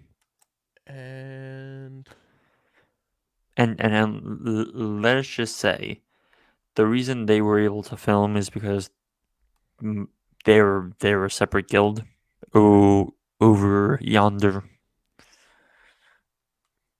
also confirmed actors returning to the DCU by James Gunn, along with Vigilante, John Cena's Peacemaker, Viola Davis's Amanda Waller, and Zolo Maraduena's Blue Beetle. I mean, we kind of already knew Amanda Waller was coming back, given by the fact that a Waller TV series was announced, and the concept art looked a lot like Viola Davis. We're also getting a Tomb Raider anime in 2024 on Netflix. I'm gonna speak to this real quick. As long as the anime looks good, like US anime adaptations, I'm like, yes, please, because we are getting Scott Pilgrim. we got My Adventures with Superman, which we still got to talk about here at some point. But that show was a blast. Yeah, we did get a trailer for the Tomb Raider anime, and Haley Atwell is voicing Lara Croft. Sounds about right. I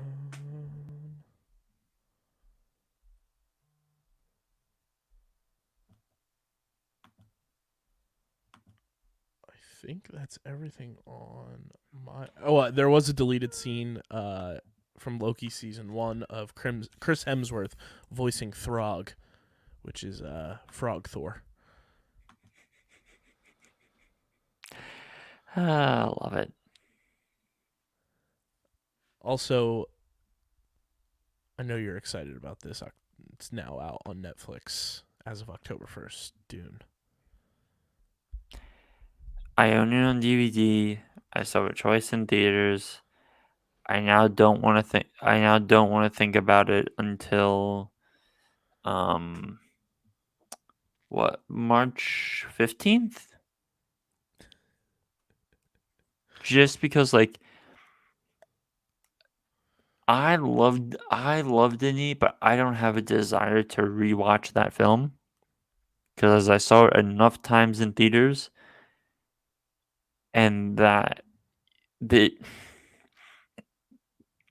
know it's the joke of it's the joke of that movie, but it's just a lot of story setup. And given that I've read the first half of the book, I haven't read the second, but I know what happens in the second because David Lynch made a Dune movie.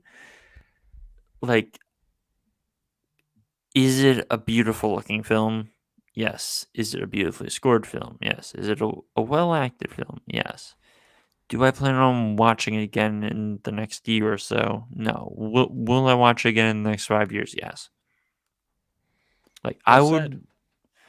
I would much rather find Encendi, Sicario, those are two I'm more interested in going back and watching. And if Sicario is such an immensely fun and watchable Denis Villeneuve film, so good.